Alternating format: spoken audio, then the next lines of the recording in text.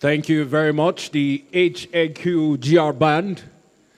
This is announcing the arrival of His Excellency, former President Dr. Goodluck Ebele Jonathan, ably represented by his Chief of Staff, Dr. Mike Ogedami. You're welcome, sir.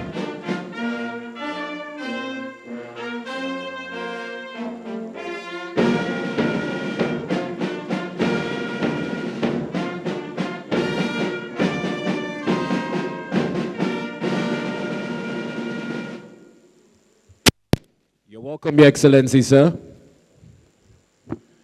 Your Excellencies, very distinguished invited guests, permit me to most warmly welcome you to the Abuja Continental, a venue for an intellectual feast, as we get ready to launch a book that celebrates one of the regions of the country that has bet our collective wealth and ensured that the country remains sustained. More so, the thoughts that went into putting this into writing is going to be most warmly celebrated today by intellectuals and warmly distinguished guests here. I don't know if you have a copy of the program. Shortly, we'll be taking recognition of the arrival of the guests here present. Would also like to warmly open with a word of prayer. Would also observe the national anthem, and would also have the beauty of having the brass band add some serenation to the atmosphere here. So in a couple of minutes, we'll return to follow this program as it is, and we do promise that will be as swift and prompt as possible, so we keep to time and ensure that our deliberations here are as prompt and swift as we intend. Thank you.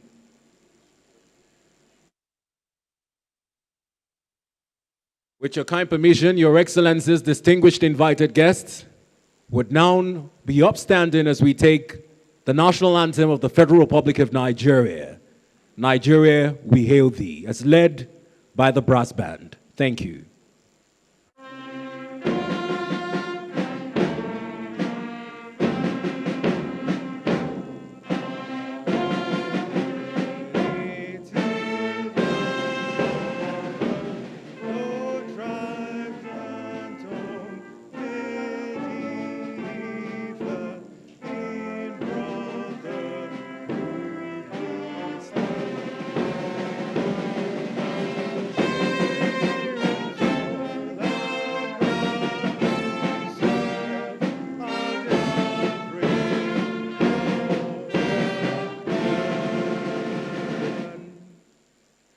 Thank you very much, the brass band. In keeping with the order of procession as outlined on the program, would like to commit this event into the hands of the divine, the Almighty God. And in so doing, I'd like to most respectively invite to the podium Pastor Triumphant Obwamu to lead us in a word of prayer. Thank you, sir.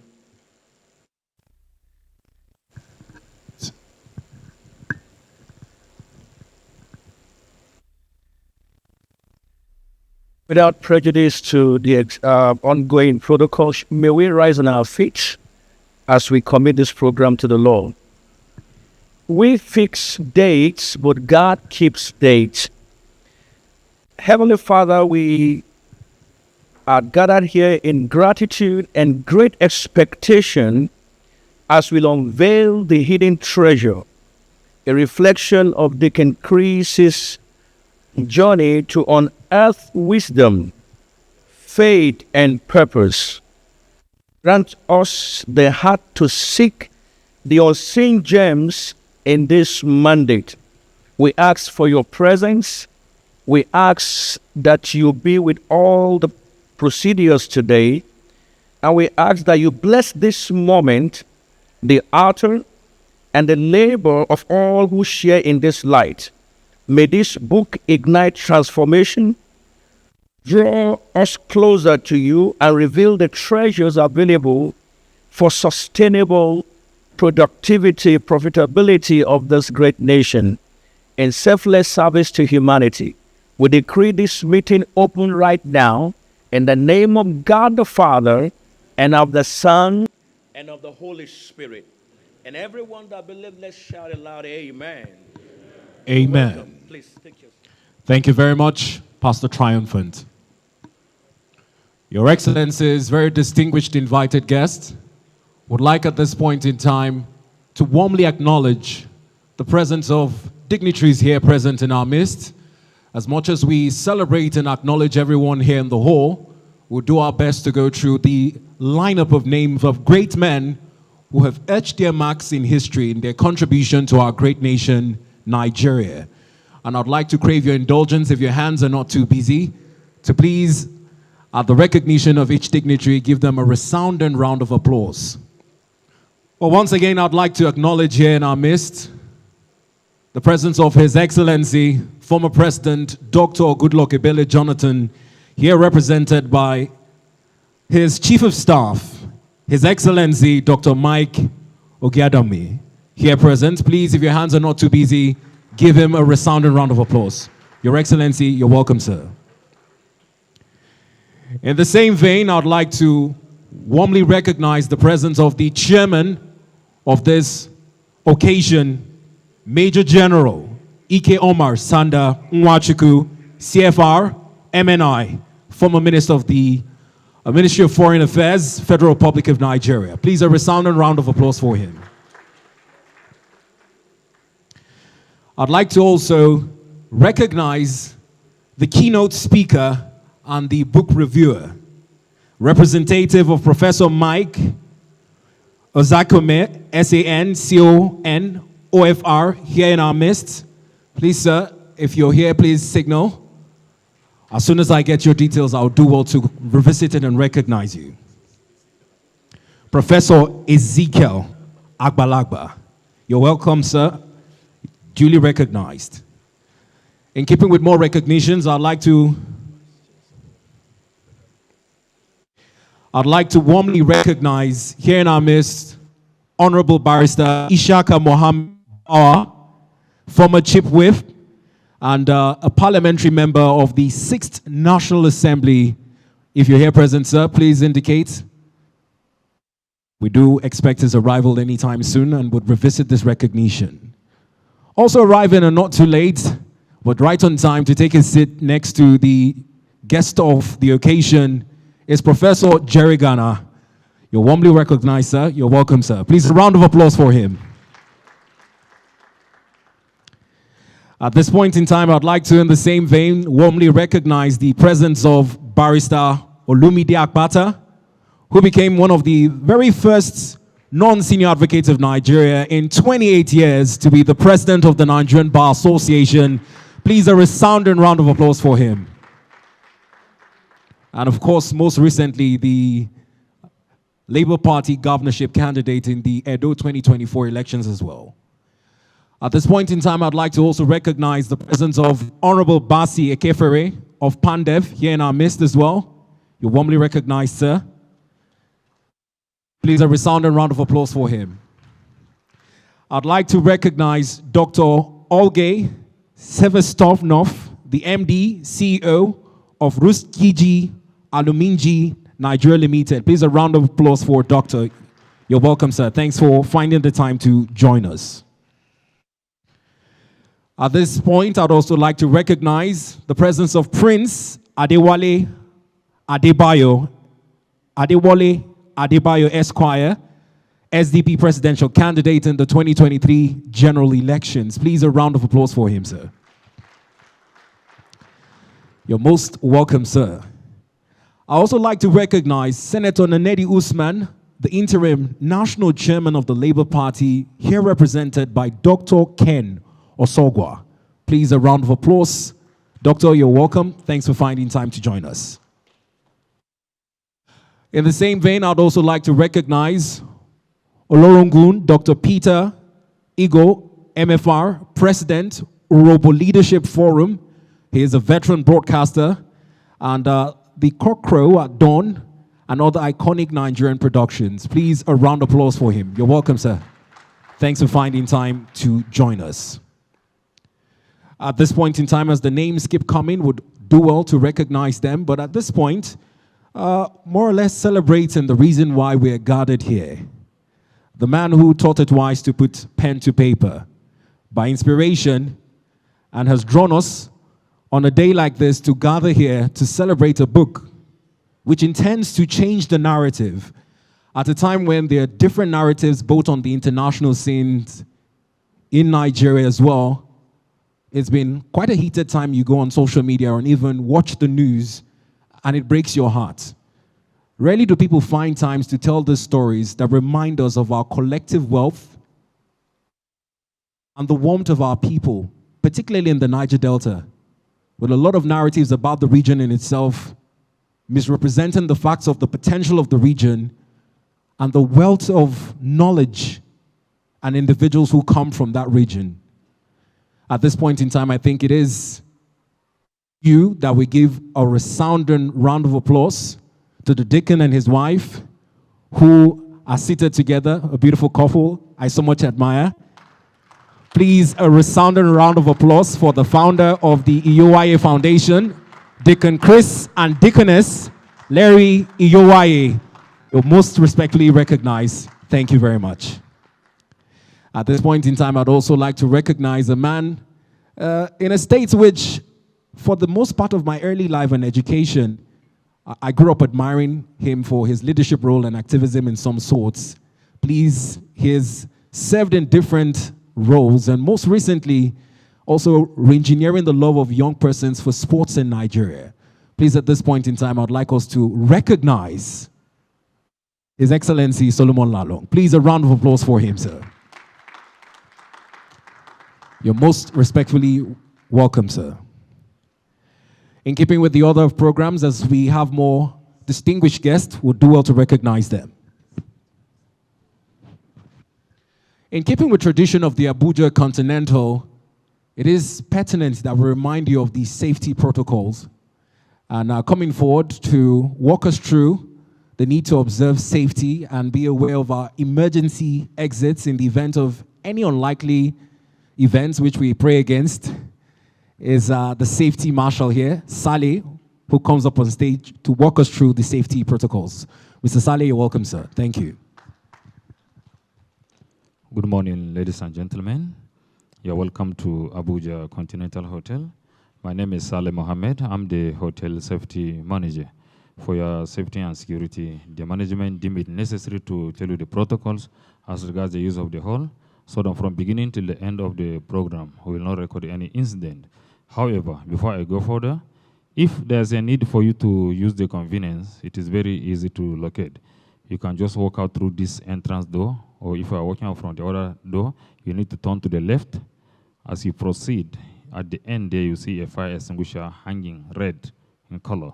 To the right side there is the entrance to the convenience. If you get there, you see two doors closer to each other. The door to the left-hand side is for the female convenience, while the door to the right-hand side is for the male convenience. Please, you are advised to always look before you enter, so that you will not find yourself in a wrong destination. Aside that, today is not scheduled for a fire drill. Therefore, should there be a steady ringing of fire alarm bell for 5 to 10 seconds or beyond that, that suggests that something might have gone wrong somewhere or is a false alarm. However, whatsoever the reason may be, please do not panic, be calm, because we have emergency response team members on standby to do the needful should something go contrary to our expectation. Then, if evacuation becomes necessary, we have two assembly points. One, you can still walk out through these two main entrance doors. Just walk straight down there to the main entrance where I enter through. There are 4 exit doors there. You can just pass through any. As soon as you pass through, please turn to the left. You see the muster point where you are expected to assemble based on your group, as others are having their event within the Ladi Kwali Hall. If assembling there will not be possible for whatsoever reason, we have alternative assembly point. And you can get there by passing through any of these 4 exit doors to my right-hand side. As soon as you pass through, turn to the left, you will be seeing directional signages that will take you to the alternative assembly point. Then on the security aspect, this is a public place, though it's a controlled environment. It is therefore important that your personal valuable belongings, More especially, your mobile phone should not be left unattended. If you have a cause to leave where you are seated, maybe going to the tea break, lunch, or whatsoever your reason is, so that you will not have a cause to complain of either loss, damage, or misplacement of any item. Just like other organizations, Abuja Continental Hotel will not be liable for any, so please be guided. We pray that there will be no medical concern, but should there be any issue, we have first aiders all over that will do the needful. And whatsoever beyond our control, we have a hospital just a 5-minute drive away from the hotel. You'll be referred to for proper medical intervention. Then any other emergency that's not medically related, we have extension 8111. It's a line dedicated for emergency. If you just dial that from our desk phones, or better still, you can talk to any of our staff. Will be available from 3 to 5 minutes to do the needful. And whatsoever beyond our control, we have related government agencies domiciled in this place to take over from where our capacity is limited. So without wasting your time, on behalf of the management, I wish you a successful program. Thank you so much.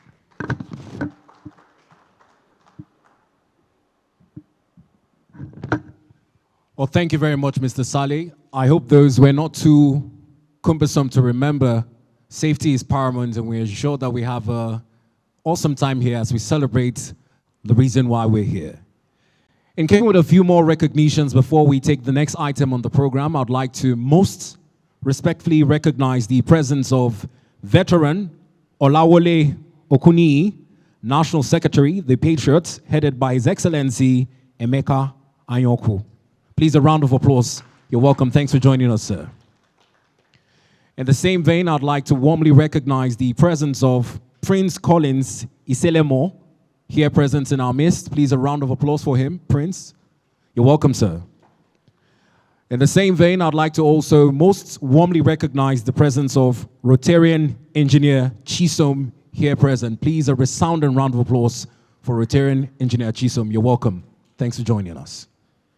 Without further ado, would like to move on to the next item of the program.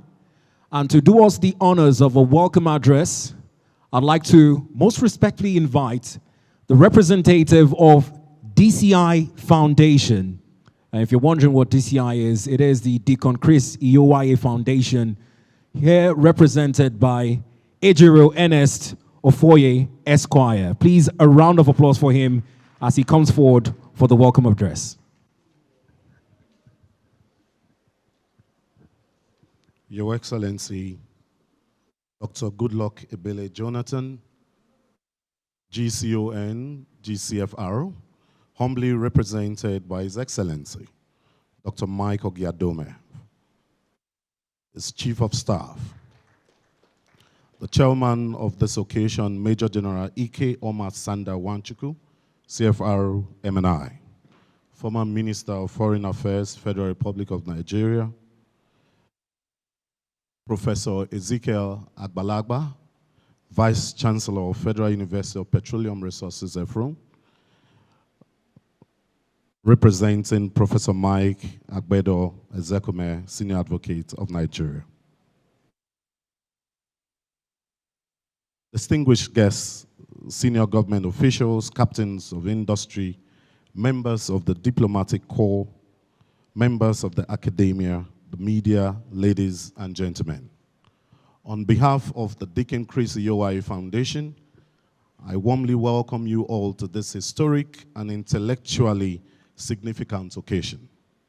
The public unveiling of the illuminating book titled The Hidden Treasures in the Niger Delta, an exposition of the rich resources and opportunities of the Niger Delta, authored by our founder, Deacon Chris Iyovwaye, chairman of the Wellman Group. We are deeply honored to be in the presence of His Excellency, Dr. Mike Ogiadome, who is here today as the distinguished representative of His Excellency, Dr. Goodluck Ebele Jonathan, GCON, GCFR, former President of the Federal Republic of Nigeria. A statesman whose leadership, commitment to peace and unwavering advocacy for the development of the Niger Delta remain firmly etched in our nation's history. Your presence here, sir, symbolizes President Jonathan's continued support, interest, and goodwill towards the Niger Delta and towards initiative that seeks its genuine transformation.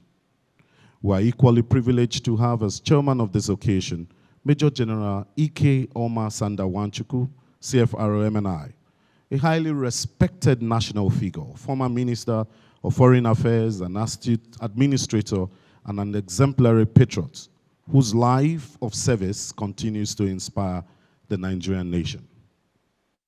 We also recognize with great respect the presence of the distinguished representative of Professor Mike Ozekhome, Senior Advocate of Nigeria, renowned constitutional lawyer, fearless advocate, prolific scholar, and public commentator, who was originally scheduled to personally deliver the keynote address and to review this important publication. We deeply appreciate his continued support for this noble project, despite his inability to be physically present with us. Ladies and gentlemen, this book is far more than a literary work. It's a visionary document and a clarion call to national consciousness with clarity, depth, and courage. It captures the enormous potentials embedded within the Niger Delta, not only in oil and gas, but in agriculture, maritime resources, the blue economy, solid minerals, tourism, culture, technology, and above all, in the resilience, creativity, and ingenuity of its people.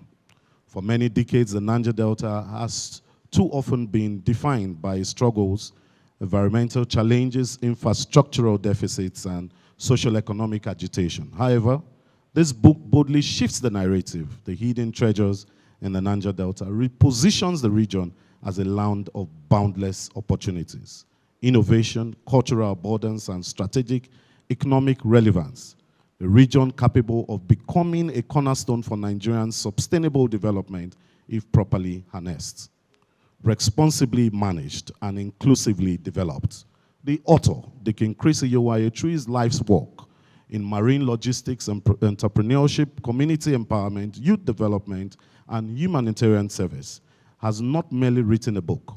He has presented a blueprint for hope, peace, sustainable prosperity, and regional transformation. His vision is not theoretical, it is practical, deliberate, and already reflected in the numerous interventions and development programs carried out through the Deacon Chris Iyovwaye Foundation. The foundation remains steadfast in its commitment to providing potable water, expanding access to education, empowering youth and women through skill acquisition and agricultural initiatives, promoting health through medical outreach, and fostering inclusive development across underserved communities of the Niger Delta and beyond. Today's gathering, therefore, is not merely ceremonial.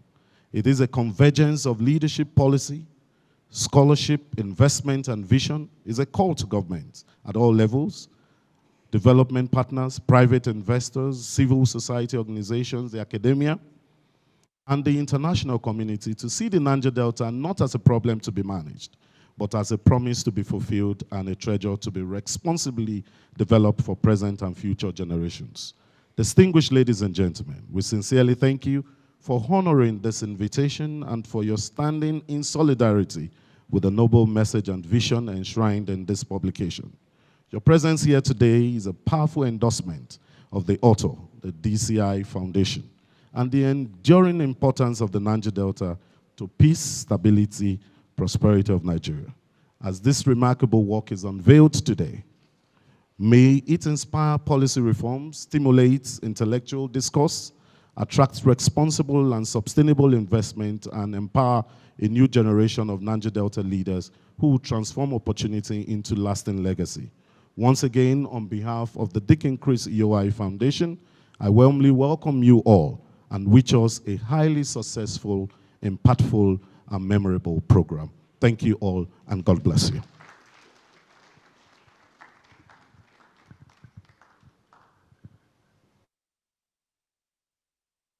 Thank you, Ejiro Ernest Ofoye, Esquire, for that warm address.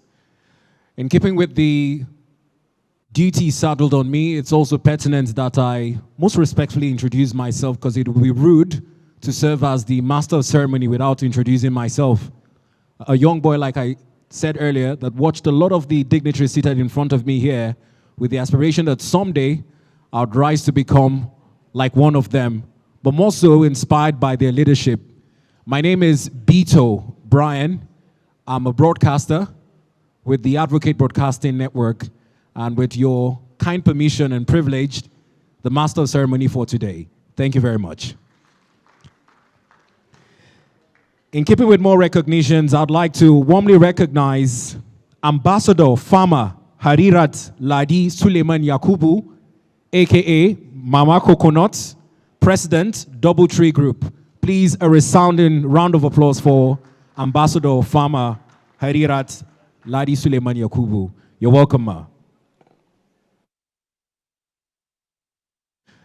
In the same vein, I'd also like to recognize Comrade Jude Imagwe, MON, former advisor to President Jonathan, Youth and Students Matter. Please, a resounding round of applause for him. You're welcome, sir. Thanks for joining us. In keeping with the lineup of items on the program this morning, would also like to warmly remind you that if you have hard copies of your goodwill message, do well to share with some of the gentlemen of the press who would also like to quote you verbatim in their reporting of today's events.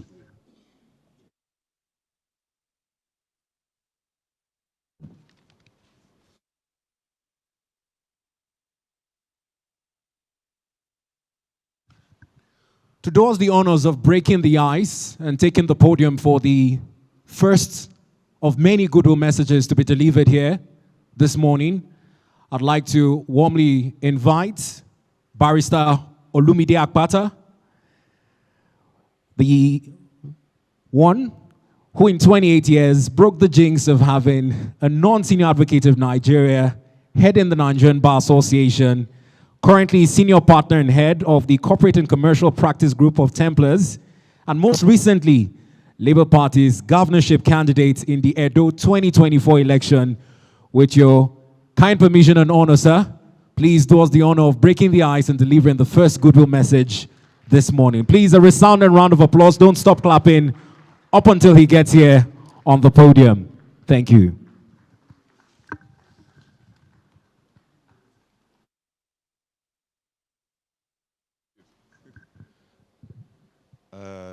His Excellency, Dr. Goodluck Ebele Jonathan, ably represented here today by my elder brother, Chief Mike Ogadome, Chairman of the occasion, our father, General Nwachukwu. Good to see you, sir. I will not repeat the order of protocol already established. I will lean slightly on it, because I always say that I never say I will stand on protocol, because a man my size really should not be standing on too many things. I mentioned that the other time, Chris. But I must clearly, unequivocally recognize the author today and his dear wife, Deacon and Deaconess Chris Iyovwaye, and thank you very much for the invitation. And by way of my goodwill message is to thank you for the effort, to thank you for putting pen to paper. Those who have written books know that it is not an easy task to articulate your thoughts and then put them in a volume for posterity. So firstly, I must thank you for that, for the industry, for the discipline, for doing that, putting together this fantastic event. But secondly, more importantly, as a Niger Delta and myself, as a Warri boy, I want to thank you for bringing to the fore this issue, which I know has challenged many of us. The fact that we make the headlines for the wrong reasons, the fact that attention is focused on our area for the wrong reasons, whereas there's so much that we are known for, there's so much that we can do. You know, I always say that as an area or as a region, we are punching very far below our weight. What do I mean by that? We are not achieving our potential. I grew up there, and many of us know that there's so much that we can do and do better. I think this is what has inspired Deacon Chris to speak to the issue of the hidden gems that lie beneath, not just our soil, but just even the human resource that God has blessed us with across that region. I'm proud, I'm really proud to be from that part of the country. And I guess this is also to remind us that it is not about government. In other parts of the world, regions like the Niger Delta region outperform other regions in their respective countries with or without government. There's so much that we can do just by identifying what we have and making the best of it. What comes to my mind, I remember we used to have the Breast Commission. I don't know if it's still there. That for me was such a step in the right direction. Breast Commission. Breast was an acronym for Bayelsa, Rivers, Akwa Ibom, Cross River, Edo, and Delta. And when I saw what they had in mind at the time as a commission, I just thought this is so forward-looking. And I thought that by now we would have achieved so much as a region. But the best time to have done something right may have been yesterday. But the next best time, as they say, is right now. So I commend Deacon Chris for this effort. I do hope that from here we'll walk away with nuggets that will help us to unearth these hidden gems and crystallize and help to crystallize the potential and the enormous wealth of resources that we have as a region and put us in that front burner position that we definitely were meant to be. And at the same time, encourage other regions of our dear country to look inwards and bring more positivity to bear in our country. I thank you, I congratulate you, I am delighted to be here, and I wish us all very fruitful, very rewarding deliberations this morning. Thank you very much.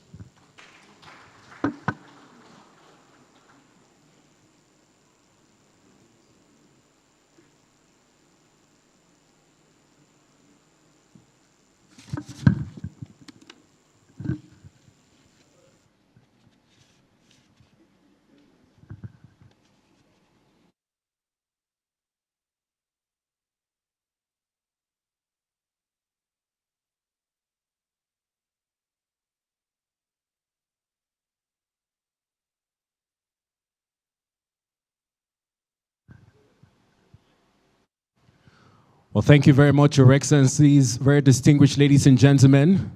Well, Mr. Chairman, with your kind permission, would like to go through more recognitions before we take another goodwill message. With your kind permission, sir. I'd like to once again, most respectfully, recognize the presence of the keynote speaker and book reviewer, Professor Mike Ozekhome, S-A-N-C-O-N, OFR, here ably represented by the Vice Chancellor of the Federal University of Petroleum Resources, Eforum, Professor Ezekiel O. Agbalagba. Prof, you're welcome, sir. Thank you very much. In the same vein, I'd like to once again most respectfully recognize a former senator of the Federal Republic of Nigeria, and by no means a man who, owing to his disposition, likes to remind us that he's very much a citizen other than a former lawmaker in his interaction and at his speeches at different fora.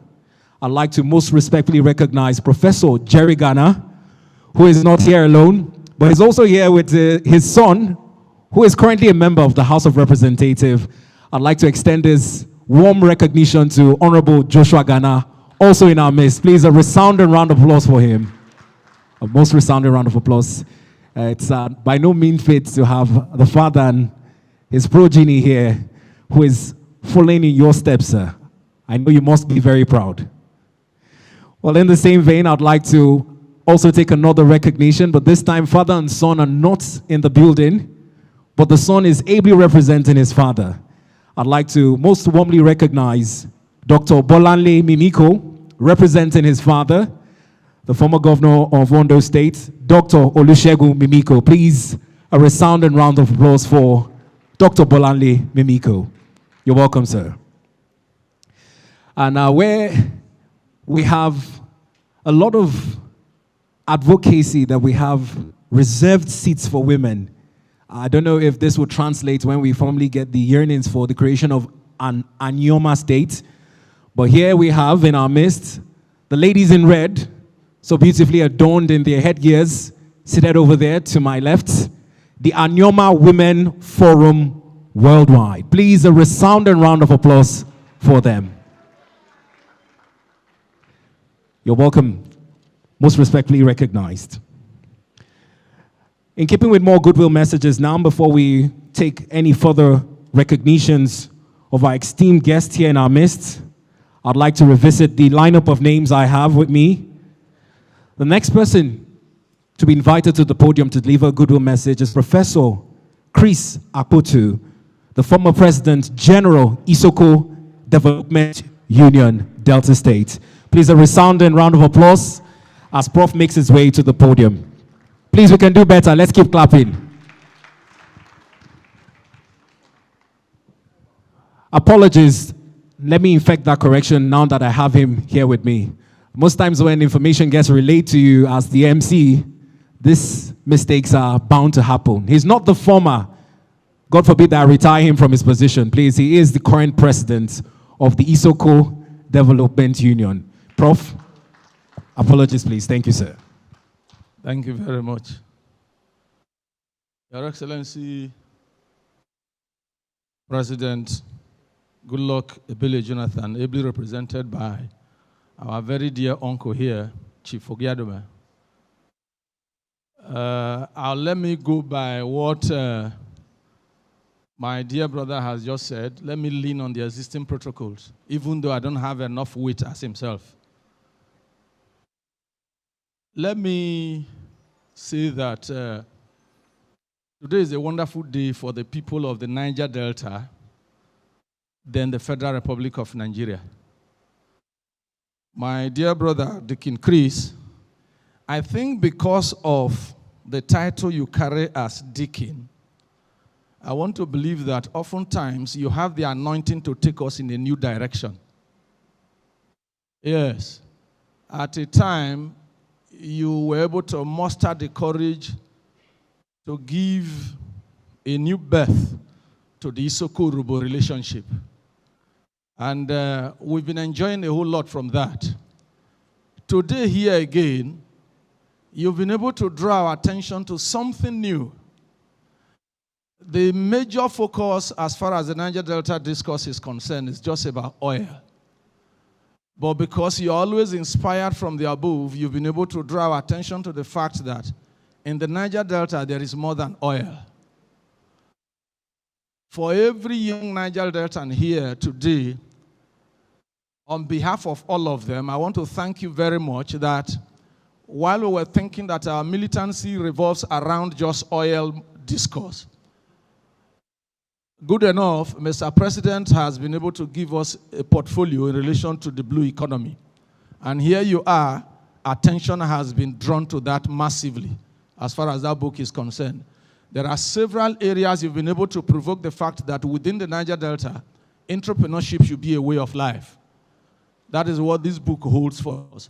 So for some of us, if we were finding it difficult to be able to even know the area we have to venture into, you've been able to expose us to the fact that there are a whole lot of areas to play around to contribute not just to our personal economy, but the economy of the Delta, the economy of the Niger Delta, the economy of the Federal Republic of Nigeria.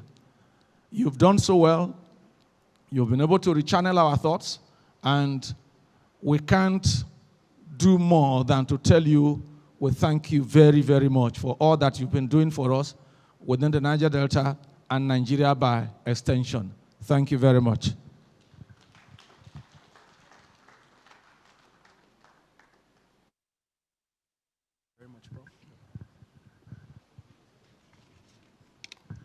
Thank you very much, Prof. Without further ado, I would like to take a few more recognitions before we call on the next goodwill message. I'd like to most respectfully recognize the presence of Prince Adewale Adebayo, SDP presidential candidate in the 2023 general elections and the chairman/CEO of Kaftan Television. Please, a resounding round of applause for Prince Adewale Adebayo. I'd like to also most respectfully recognize the presence of Captain Dr. Anthony Ono Garrigo, the former First Deputy President General, UPU. Please, a resounding round of applause for him. You're welcome, sir. Nice to have you in our midst. In the same vein, I'd like to warmly recognize Senator Ugochukwu Uba, the Deputy National Chairman, SDP. Senator, you're welcome, sir. Thanks for finding the time to join us. I'd also like to most respectfully recognize the presence of Dr. Joy Shotunde. Please, a resounding round of applause for Dr. Joy Shotunde. If you're here in our midst, you're welcome, Doctor. Nice to have you in our midst. I'd also like to most respectfully recognize the Managing Director of Floba Financial Service Limited, Abayomi Adeyeri. Please, a resounding round of applause for the MD, Floba Financial Service Limited. You're welcome, sir. I also want to find the time to recognize Chief Adakole Ijogi, a political economist who is here in our midst. Please, a resounding round of applause. You're welcome, sir. Well, in keeping with the item on the program, item number 6, we'll return to take in more goodwill messages. And I must have so gloatingly reintroduced him, recognized him, and also extended the same honor to his son. But at this point in time, to change the mood, because each time he takes the podium, he has a way of getting everyone to have a smile on their face. I'm hoping those who just came in and are behind us join with the order of the events. I'd like to most respectfully invite to the podium a former senator of the Federal Republic of Nigeria, Professor Jerry Ghana, as he comes forward to deliver his goodwill message. Please, let's endeavor to keep clapping up until he gets here to take the podium. Let's keep clapping. He's not here at the podium yet. Please, let's do this together to create the warmth and ambience we need for such an occasion. Thank you.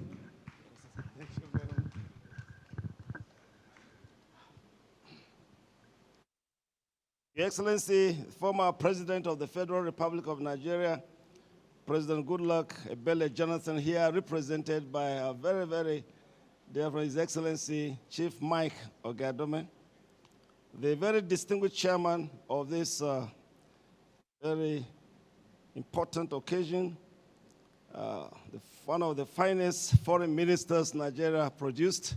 Kindly join me, put your hands together for General Nwachukwu. Can I hear you? The very distinguished author of the day, other very distinguished guests here present, distinguished ladies and gentlemen, let me join you to congratulate my dear friend and his wife for producing this great book, which is bringing out the treasures of the Niger Delta. This occasion reminds me at the formation stage of the Obasanjo administration in 1999, I was mandated by the incoming president to organize a seminar on the Niger Delta. And it was held at the ECOWAS Secretariat, very, very well attended and chaired by the former president of Tanzania, Mwalimu Julius Nyerere. He came in person. He chaired that occasion, and papers were presented. Brilliant papers on the Niger Delta. Excellent papers on how we really proceed to develop the Niger Delta. One of the papers was by myself, and we proposed in that paper the creation of a Niger Delta Development Commission as a regional development commission to provide important infrastructure. Because the secret is, any delta area in the world, there are hidden treasures for their transformation and development. If only such treasures are really, as it were, discovered, utilized, and properly applied. I must confess that the tremendous hope that that meeting engineered, and Nyerere was very, very, very happy that we produced that paper, and the incoming president actually set in place very, very quickly the Niger Delta Development Commission. But I'm afraid that, I'm a very good visitor to the Niger Delta and so many friends from there. I've not been personally impressed by the results of the Niger Delta Development Commission, especially when I see them building primary schools and other things. I say, no. This vision was to transform the Niger Delta into one of the most beautiful places in the Federal Republic of Nigeria with excellent infrastructure. And the money to do so was put together to come directly. Therefore, I want to take this opportunity of this occasion on behalf of former President of Tanzania, who came personally all the way to chair that occasion, that those who are ministering and directing and providing leadership at the Niger Delta Development Commission, please arise and do something that will really be great for the people of the Niger Delta, because you can be transformed, you can be good, you can be wonderful, you can be beautiful. Put your hands together for Niger Delta. So, Deacon Chris, you reminded us again that we don't have to really, as it were, cry over Niger Delta, because the good Lord has already provided hidden treasures. I hope we shall not only read your book, we'll study it. And I know, knowing you as an engineer, I hope I'm correct, you have produced solution, because Deacon Chris is a solution provider. Wow. This is one of the things that really drew me to him. Is somebody who is able to give brilliant ideas for development. And I'm one of those who have really been encouraging him. I hope this time around I'll get it right. Because as far as I'm concerned, this is the best governor for Delta State as anyone provide.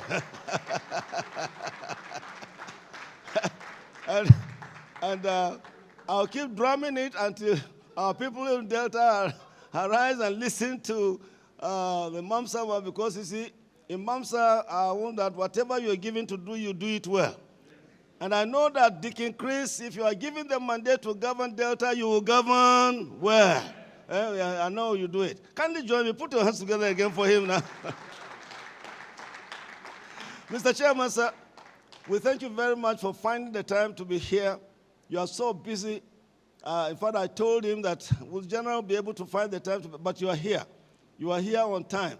We appreciate you. We thank you for honoring very, very dear people. Yesterday, you were honoring our general, your very, very good friend. And I really appreciated what you said there. You are always brilliant. And one of these days, we ought to really celebrate you as one of the best speakers of the Federal Republic of Nigeria. Can you again put your hands together? Well, before I'm ruled out by the MC, because when you give Professor Jerry Ghana the microphone,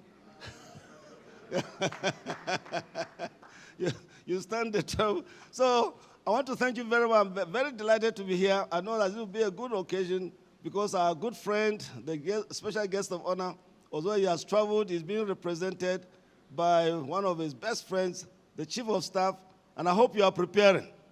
Mike, I hope you are preparing. And tell Oga to be preparing, because we are mobilizing and we are mobilizing. Don't disappoint us. I hope you hear what I'm saying. God, give us a wonderful day. We are delighted to be here. It will be a very, very good day. Kindly again, join me. Really put your hands together for hidden treasures of the Niger Delta. Thank you very much. Please, a resounding round of applause for Prof. I did tell you he's a master of the microphone in himself. And but for time, he might have taken my job. Well, at this point in time, I'd like us to recognize the brass band who have been doing us the honors of serenading us with their melodies from time. The Army Headquarters Garrison Band, led by Lieutenant A.A. Tom. Please let us give them a resounding round of applause. I know we can do better. Exactly. Thank you very much. We'll take a few more recognitions before we call up our next speaker. I'd like to most respectfully recognize the presence of Alhaji Bello Ado Husseini, National Financial Secretary of the Social Democratic Party, SDP, a certified financial analyst, and a chartered entrepreneur. Please, a round of applause. Alhaji, you're welcome, sir. I'd also like to most respectfully recognize the presence of Engineer Kingsley Okafor here in our midst. Please, a round of applause. Engineer, you're welcome, sir. I'd also like to recognize Dr. Chris Iyovwaye, Vice President, Urhobo Leadership Forum, Abuja. Please, a round of applause for him. In the same vein, I'd like to recognize Deacon Chris Iyovwaye, an environmentalist and the CEO of Blue Tower Consults and a respected member of PANDEF. Please, a round of applause for Deacon Chris Iyovwaye. You're welcome, sir. I'd like to also most respectfully recognize the presence of Diokba Deli Ajufo, the founder, Anyoma Redemption Group. Please, a round of applause. You're welcome, sir. Thanks for finding the time to join us. I also want to recognize Chief Mrs. Ifeyinwa Ezima, Chairman, Advocacy Committee of the New Constitution Patriots, Southeast. Please, a round of applause. Duly recognized. Thank you. At this point in time, also invited to take the podium and deliver a goodwill message is Prince Adewale Adebayo, SDP presidential candidate, 2023 elections, and of course, CEO and founder of Captain Television. Please, a resounding round of applause as he makes his way to deliver his goodwill message. Your Excellency, President Goodluck, Ebele Jonathan, GCFR, superbly represented by our elder brother here, His Excellency Chief Ozekhome, former Chief of Staff to the President. Our father, the Chairman, General Nwachukwu, a foremost diplomat and officer and gentleman. Our father, the Chief Patriot of Nigeria, Professor Jerry Ghana. I have 40 years of clapping for him since the days of Mamsa. And he has never failed. And a good leader of the SDP, of which platform I ran for president, and I'm still hoping to run. I thank my brother, my in-law, Deacon Chris Iyovwaye and the wife, the deaconess, for bringing us together here. And like a good deacon, I like that he's speaking in riddles, because we are here for the hidden treasures of the Niger Delta. And we all know the pirate stories. Everyone dreams of a hidden treasure somewhere in the world.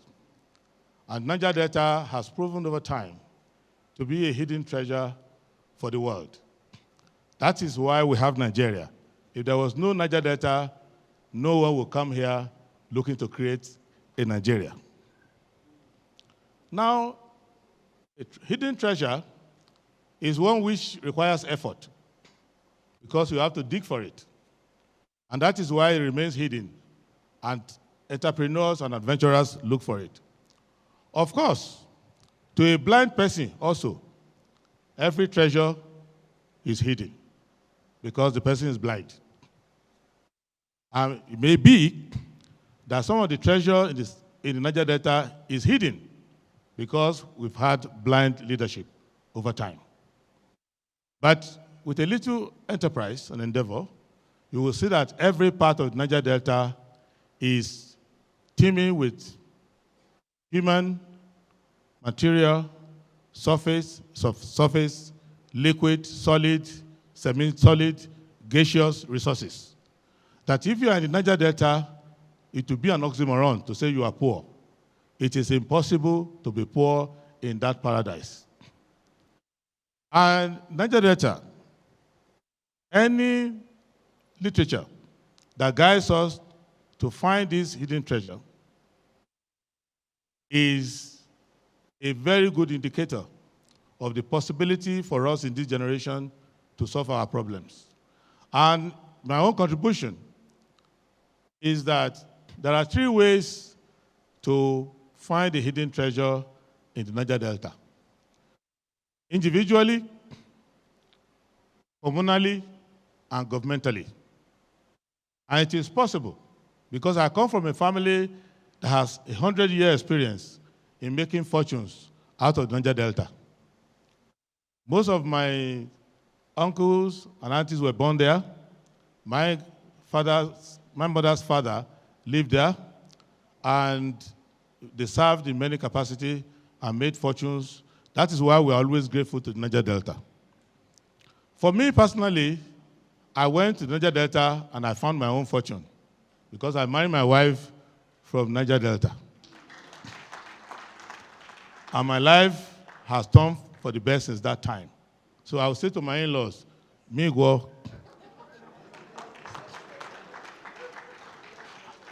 And in the spirit of the unification effort of the Deacon, I will not only say me go, I will also say di go.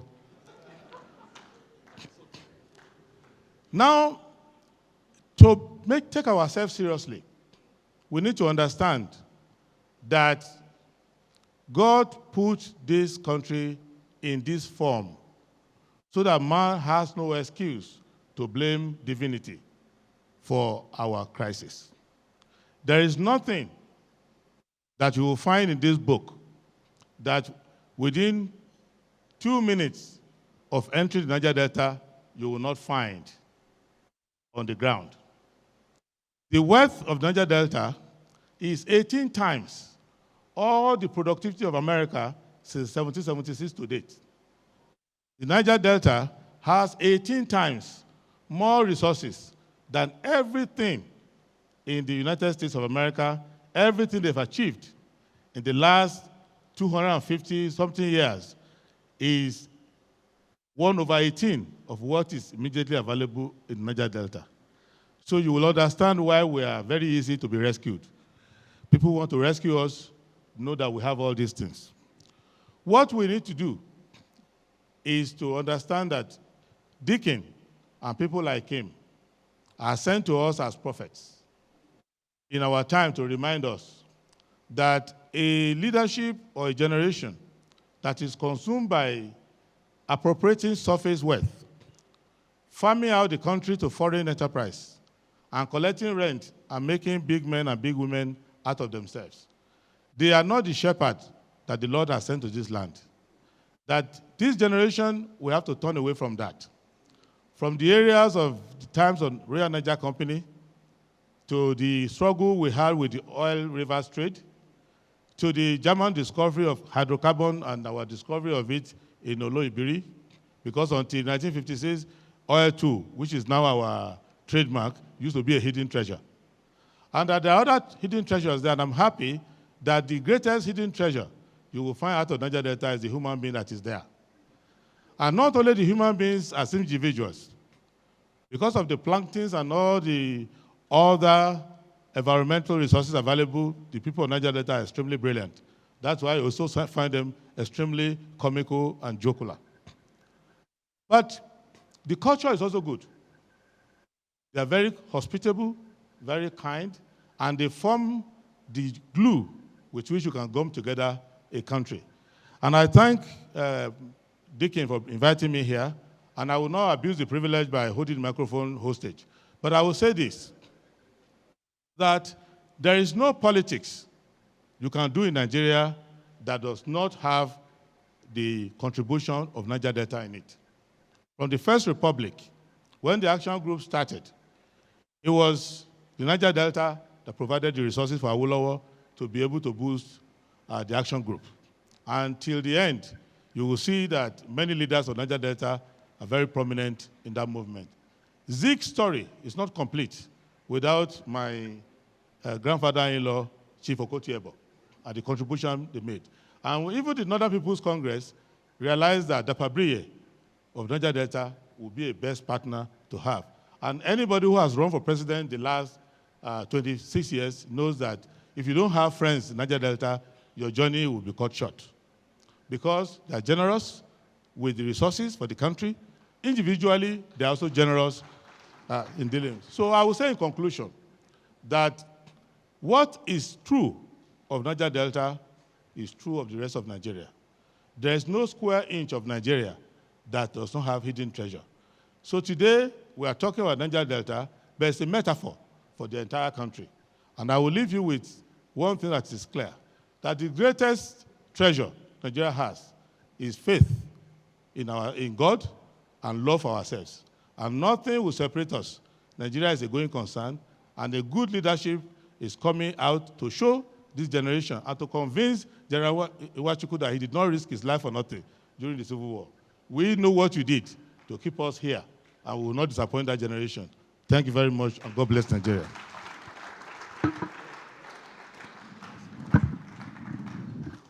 Please, another resounding round of applause for Dr. Prince Adewale Adebayo. He has spoken not using or mincing words. He has also reiterated a part of the parables that have been spoken here, projecting where the future leadership in Delta State is held into, but more so talking about the hidden treasure of which he found one for himself. I must tell you, most times people say these things, they either sound like folklores or far-fetched stories. But I also told in your parts, and I can attest, the women of the Niger Delta, wives particularly, are quite a treasure for a man to have. Please, a round of applause for women of the Niger Delta, please. Thank you. I would like to take a few recognitions before we call the next speaker.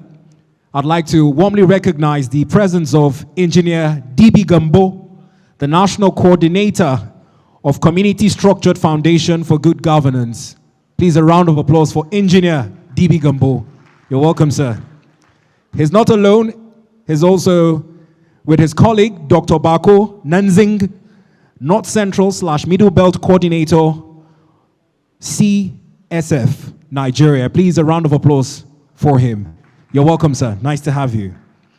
In the same vein, I'd like to warmly recognize the chairman of UBACO, Uba A. Michael, here present. Please, a round of applause for him. You're welcome, sir. Nice to have you in our midst. In keeping with more goodwill messages, we'd also like to crave your indulgence. Let's manage the time allotted to this so we can move on to another item on the program. I'd like to warmly invite His Excellency Dr. Olusegun Mimiko, ably represented by his son, Dr. Bayonle Mimiko, as he comes to deliver his goodwill message. Please, a round of applause for Dr. Bayonle Mimiko as he comes forward to deliver his goodwill message. Please keep clapping till he gets here. A round of applause, sir. You're welcome.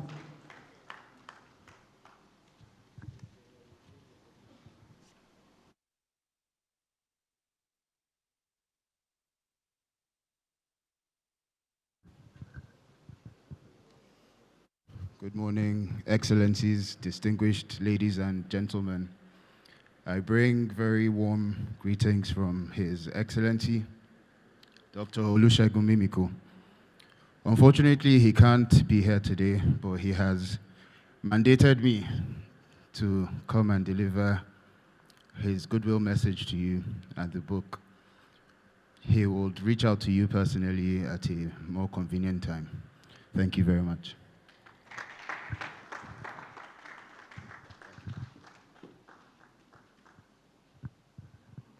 Well, it's very instructive when you have well-brought-up children.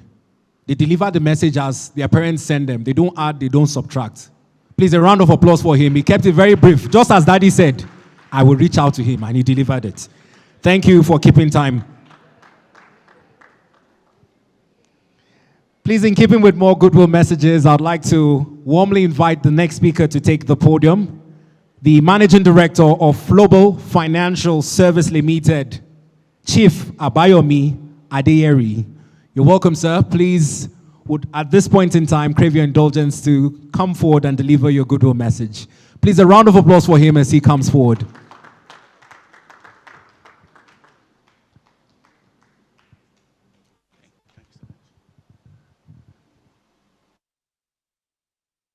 Good morning, distinguished ladies and gentlemen.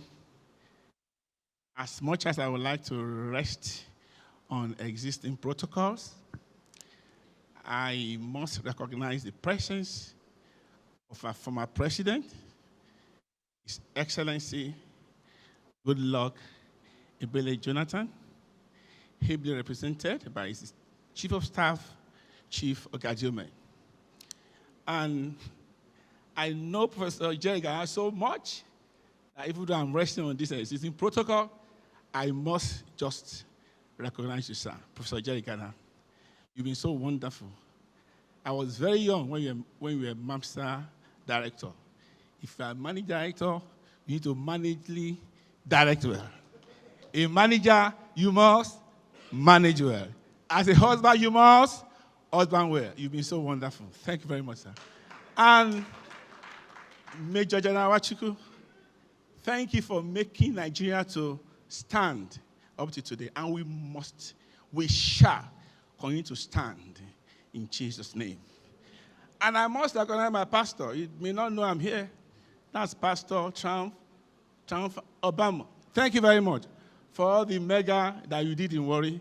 I'm not in Lagos, I'm not in Warri. Very quickly, because we've been asked not to spend too much time, but I'm a public speaker like my professor, Professor Jerry Ghana, so I crave your indulgence. I was just told a few minutes ago I'm going to talk, so I have to quickly scribble something out. So it gives me a great honor to stand there today to celebrate a remarkable man. And on this profound milestone, Deacon Chris, the public presentation of the hidden treasure authored by his able self, Deacon Chris Iyovwaye. For me, the moment is personal, sir. In 2018, when I launched my book, Multiple Bold Steps, in Akure, Deacon Chris did not just attend, he served as a prime launcher. By the way, that was when I turned 50, about 7 years ago. He stood by me, and his presence, alongside that of the late governor of Ondo State, Arakunrin Oluwarotimi Akeredolu, SAN, gave that event a special significance I will never forget. Today, it's a privilege to reciprocate that honor, sir. Deacon Chris is a man driven by vision. I know that. We serve together in church. Character. And a deep commitment to nation building. The Hidden Treasure is not just another book. It is a powerful exposition on the richness, opportunities, and untapped potentials of the Niger Delta. By the way, God made me, but Niger Delta made me. You know what I'm talking about. A region blessed by God, but often misunderstood or underexplored. This work is timely, insightful, and truly transformational. Looking around this hall and seeing the caliber of dignitaries gathered here, one thing is clear. Deacon Chris has earned the respect and admiration of leaders across sectors. His dedication to development, mentorship, and service to humanity continue to speak loudly. I celebrate you, sir, for your courage, for your consistency, and your unwavering belief in the future of our dear nation, Nigeria. May this book inspire policymakers, investors, students, and citizens to see the treasures hidden around us and to take bold steps towards unlocking them. On behalf of myself and those who believe in purposeful leadership, I extend my heartfelt congratulations. May God continue to enlarge your vision and grant you greater impact in all your endeavors.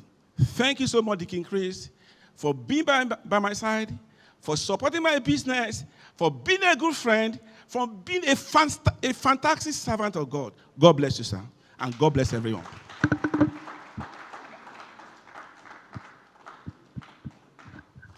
Thank you very much, sir. Speakers like yourself make it very easy for us masters of ceremony, especially when you have instructions from the chairman to hasten things up right on time. Without further ado, I'd like to very respectfully invite our next speaker to take the podium. In keeping with tradition and delivering his goodwill message, I'd like to invite Diokpa Deli Ajufo, founder, Anyoma Redemption Group, as he comes forward to deliver his goodwill message. Please, a round of applause for him as he takes the podium.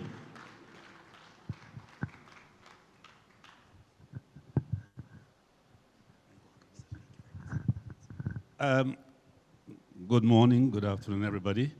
Unlike my brother Olumide, I'm going to stand on the existing protocol. I don't have the weight to pull everybody down.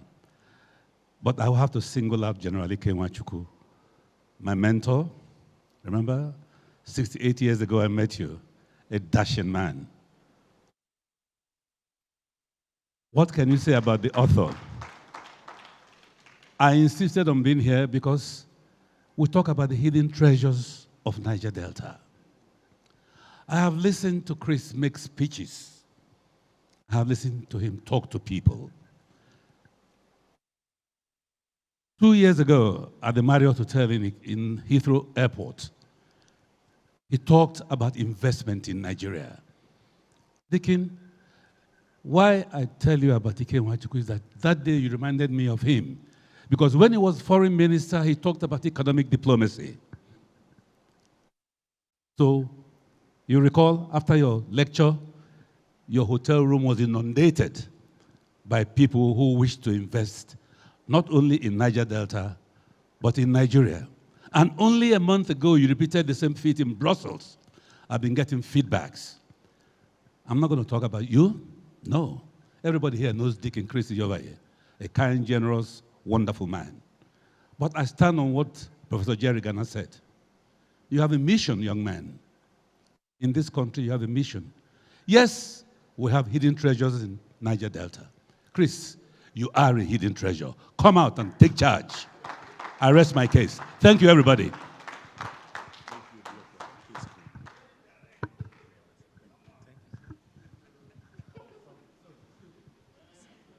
I forgot to greet my Anyoma ladies. Omunuo, Omunuo, Uneweniwe Biko. Once again, a resounding round of applause for Diokpa Deli Ajufo. Quite a speech there. Well, in keeping with more goodwill messages, I'd like to call on the next speaker in person of Honorable Basi Ekefere of Pandev as he comes forward to deliver his goodwill message. Please, a round of applause for him as he takes to the podium. Honorable Basi Ekefere of Pandev.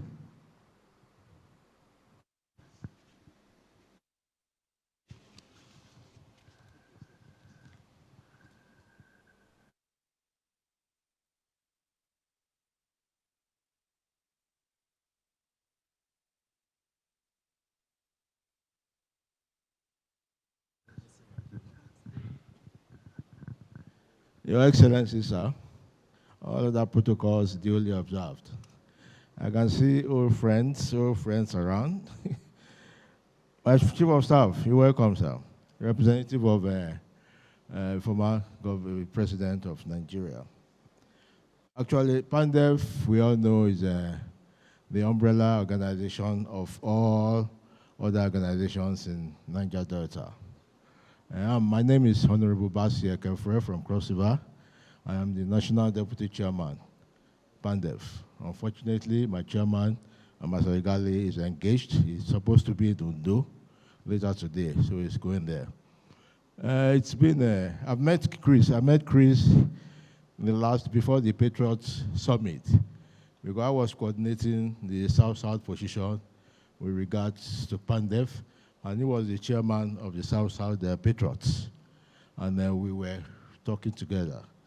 Unfortunately, over the time, we never met again until I saw this program on the platform, the Patriots platform, and I sent him a congratulatory message. And then yesterday, he told me that he didn't get anything from PANDEF, and we were surprised that luckily we met yesterday, and we are here. Because PANDEF, like an umbrella organization of all organizations in Niger Delta, is like a brother, a father to all. I'm happy that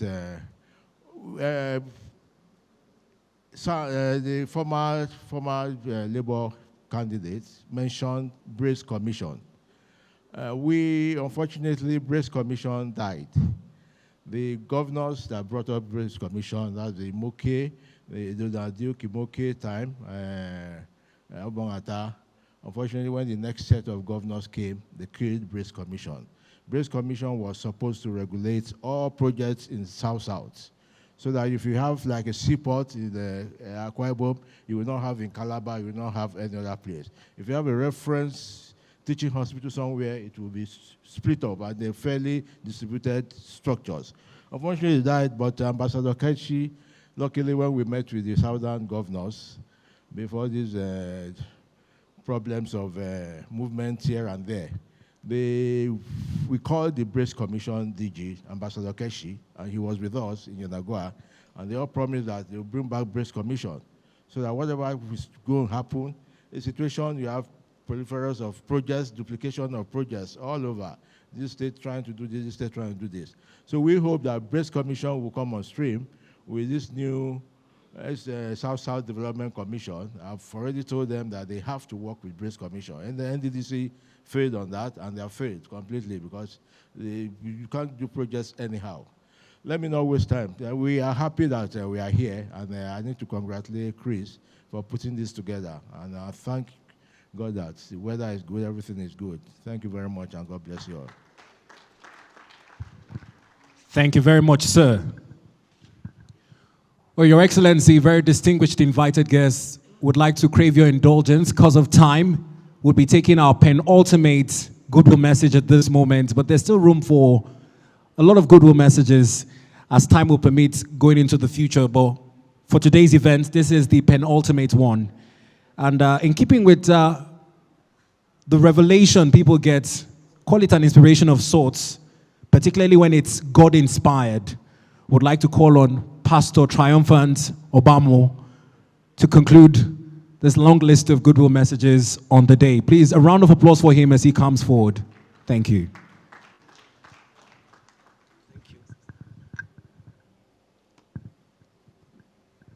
May I stand or relate with the existing protocol? Former President, Mr. Goodluck Jonathan Ebele, thank you so much, ably represented today, all excellencies.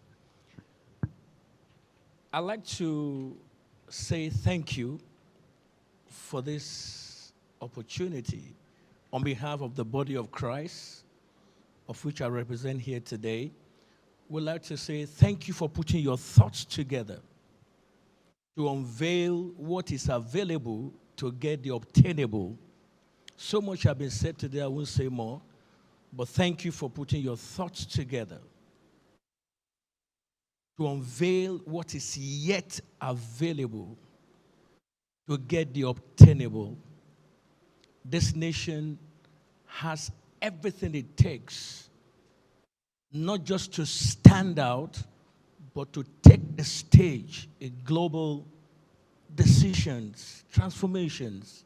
We want to say thank you, and I pray that this will not just end here, it will be transformational. And I wish that, like we discussed earlier on, that actions be put in place to help the future of our youth, to help the future of this nation. And I strongly pray that leadership in this country will arise. All we need is the right leadership. Thank you so much.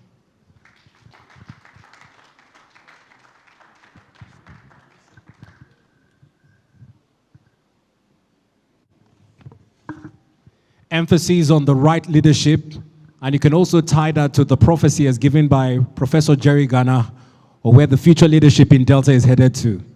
Well, for those just joining us, you might not get the joke, but for those here, they quite understand. With that, we close it on the item on your program, number 6, which says goodwill message. And then we'll move on to the next item on the program, which is the item 7. Breaking away from the tradition of item 7 like we know it at events like this, would like to take an intellectual feast as we listen to the chairman make his remark.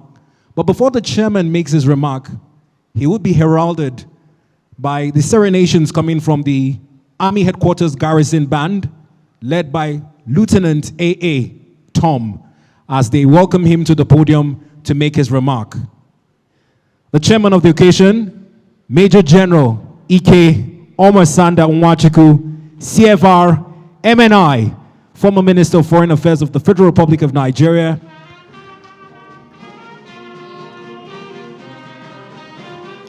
With your kind permission, Chairman, sir, let's give him a standing ovation as he comes forward.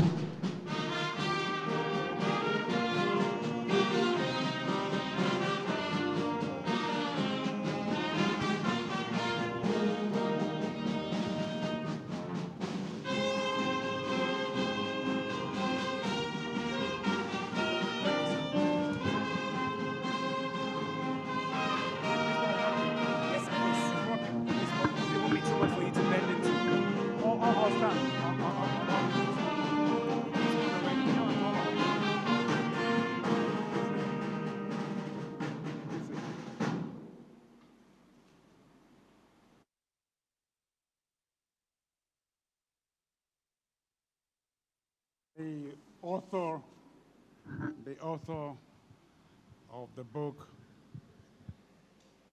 Hidden Treasures of Niger Delta. Mr. President, former President of Nigeria, represented by my very good friend, Michael Ogeadome, my good friend, Jerry Ghana, distinguished ladies and gentlemen. I met the author one of our meetings of the Patriots, and he impressed me with his contributions on that day, and I earmarked him. So those of you who were saying to him, get out and do something, I joined in saying, come in and do something for God's sake.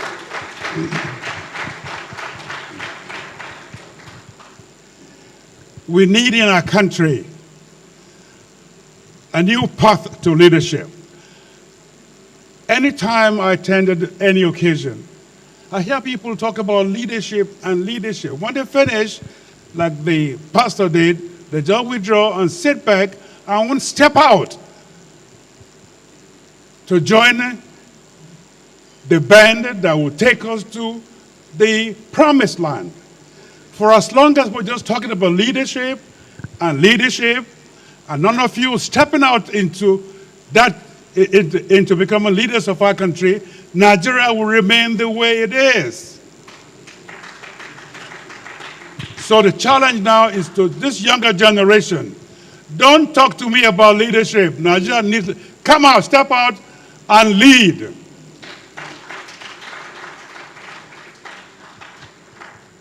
And as we speak, I recall at the 2014 National Conference, we were talking about restructuring Nigeria. And my group believed that the only way our country would move forward is if we returned Nigeria to what it was before the military intervention in 1966, meaning a proper federation where the federation units control their destinies.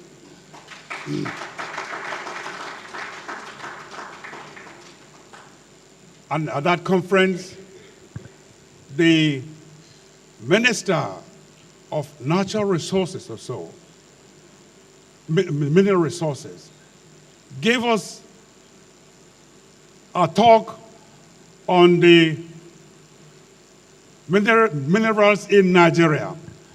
And it was so clear to us on that day that the richest part of Nigeria isn't the Niger Delta in terms of minerals. In fact, it is Nasarawa State.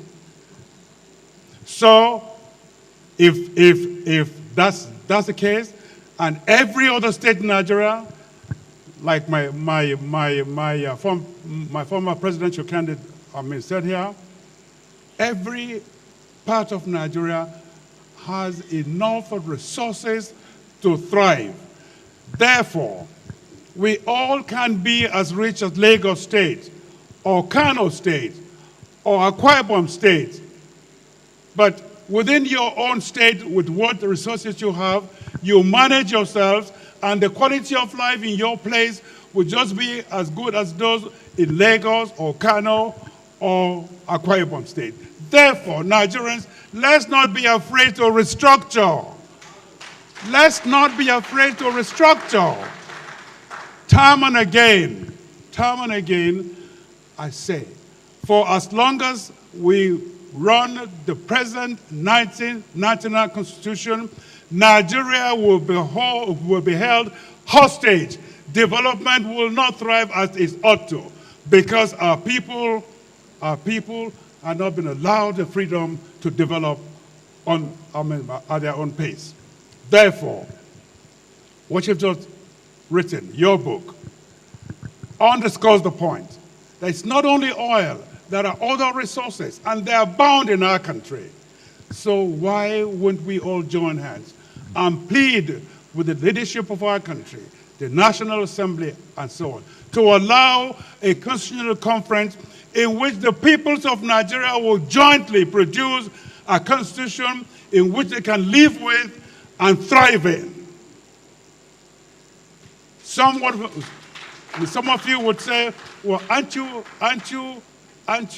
a military officer? Yes, I am. What we did in our time, whatever policies or decrees we built it out, we did believing they were in the best interest of Nigeria. Some of them had been so. Some had not been so. One of which is this 1999 Constitution. Change the thing. Let us have a true federation. Let the states control their resources. Let the people use what they have and pay dues and taxes to the federal government. And we will have a better, stronger, more thriving country.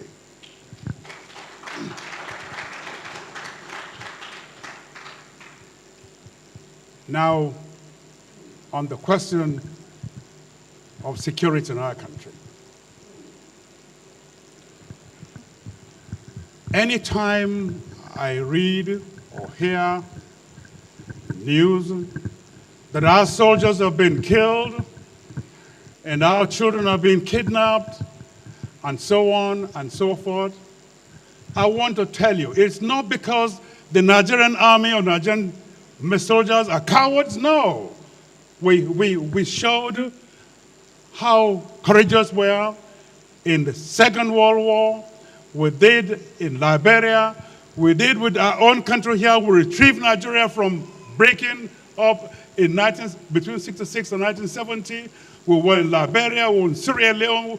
We were in Kenya. We were in the Congo, in Madoslis, and so on. We were in Tanzania. We were in Mozambique. Nigerian troops, Nigerian people. And we saved those areas. We can save our country. Support these men, for God, and women. Give them the resources. Give them the intelligence. And they would take aside all this banditry and all this terrorism in no time. I speak like this passionately because that's my life. I was a regular combatant commissioned officer of this army. And I led Nigerian officers and men in difficult times. And I know that they are not cowards. They can deal with this thing. They can deal with this thing. So please support them to do so. Give them permission. Give them the resources. And they will put to bed terrorism and insurgency in our country. Lastly,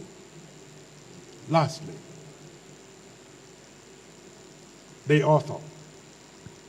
The author, like I said, I met at one of our meetings of the Patriots. You're a man of vision.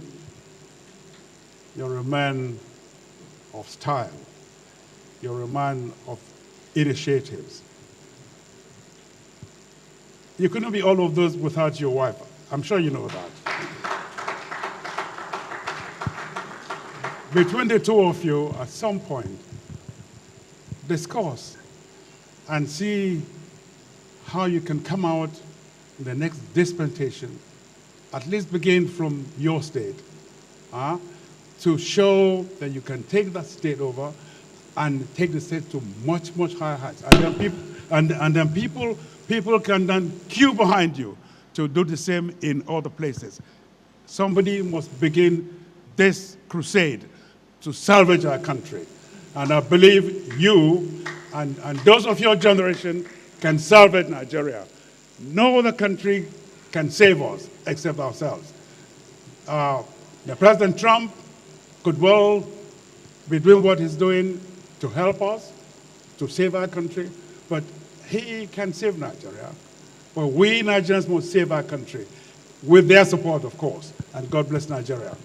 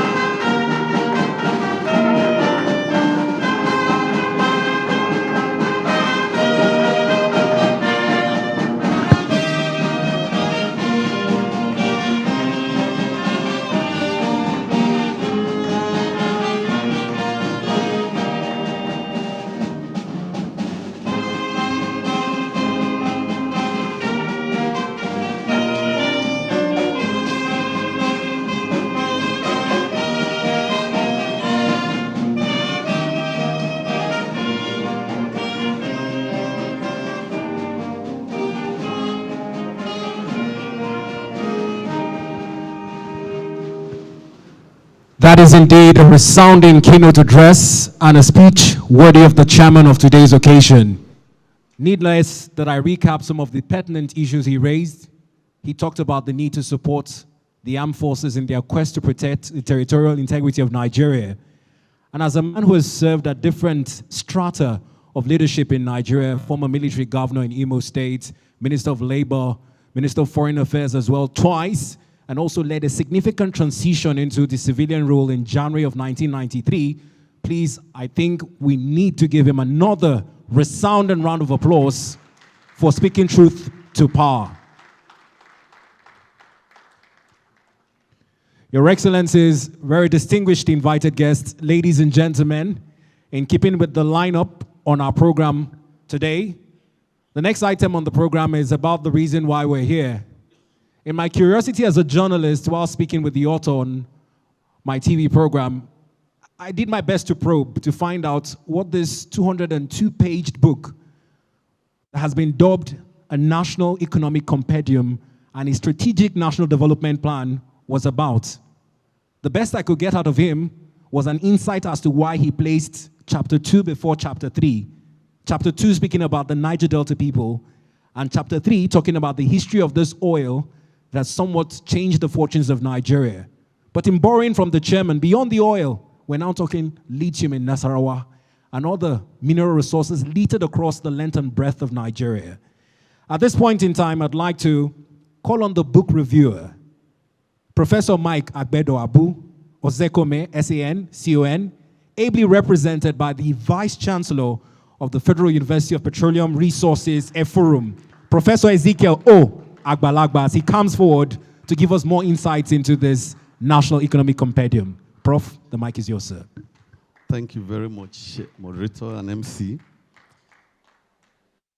The former president of the Federal Republic of Nigeria, Your Excellency, Dr. Ebele Goodluck Jonathan, ably represented by our brother, Your Excellency, former Deputy Governor, former Chief of Staff to the President, all Excellencies here present, our very distinguished father. I admire him from afar for a very long time. Professor Jerry Ghana. He has been a mentor who I've never met physically like this. Our chairman and all distinguished invitees. I have the privilege, when the book was at the manuscript stage, to look at it. And it gave me a lot of reflection. What have I done to ensure that the hidden treasure of the Niger Delta is unraveled? That was the message I took from that manuscript. It took me a lot of time, because I'm academia, because it speaks across to every sector, not just the policymaker, not the oil, the multinationals, but even the youths of the Niger Delta.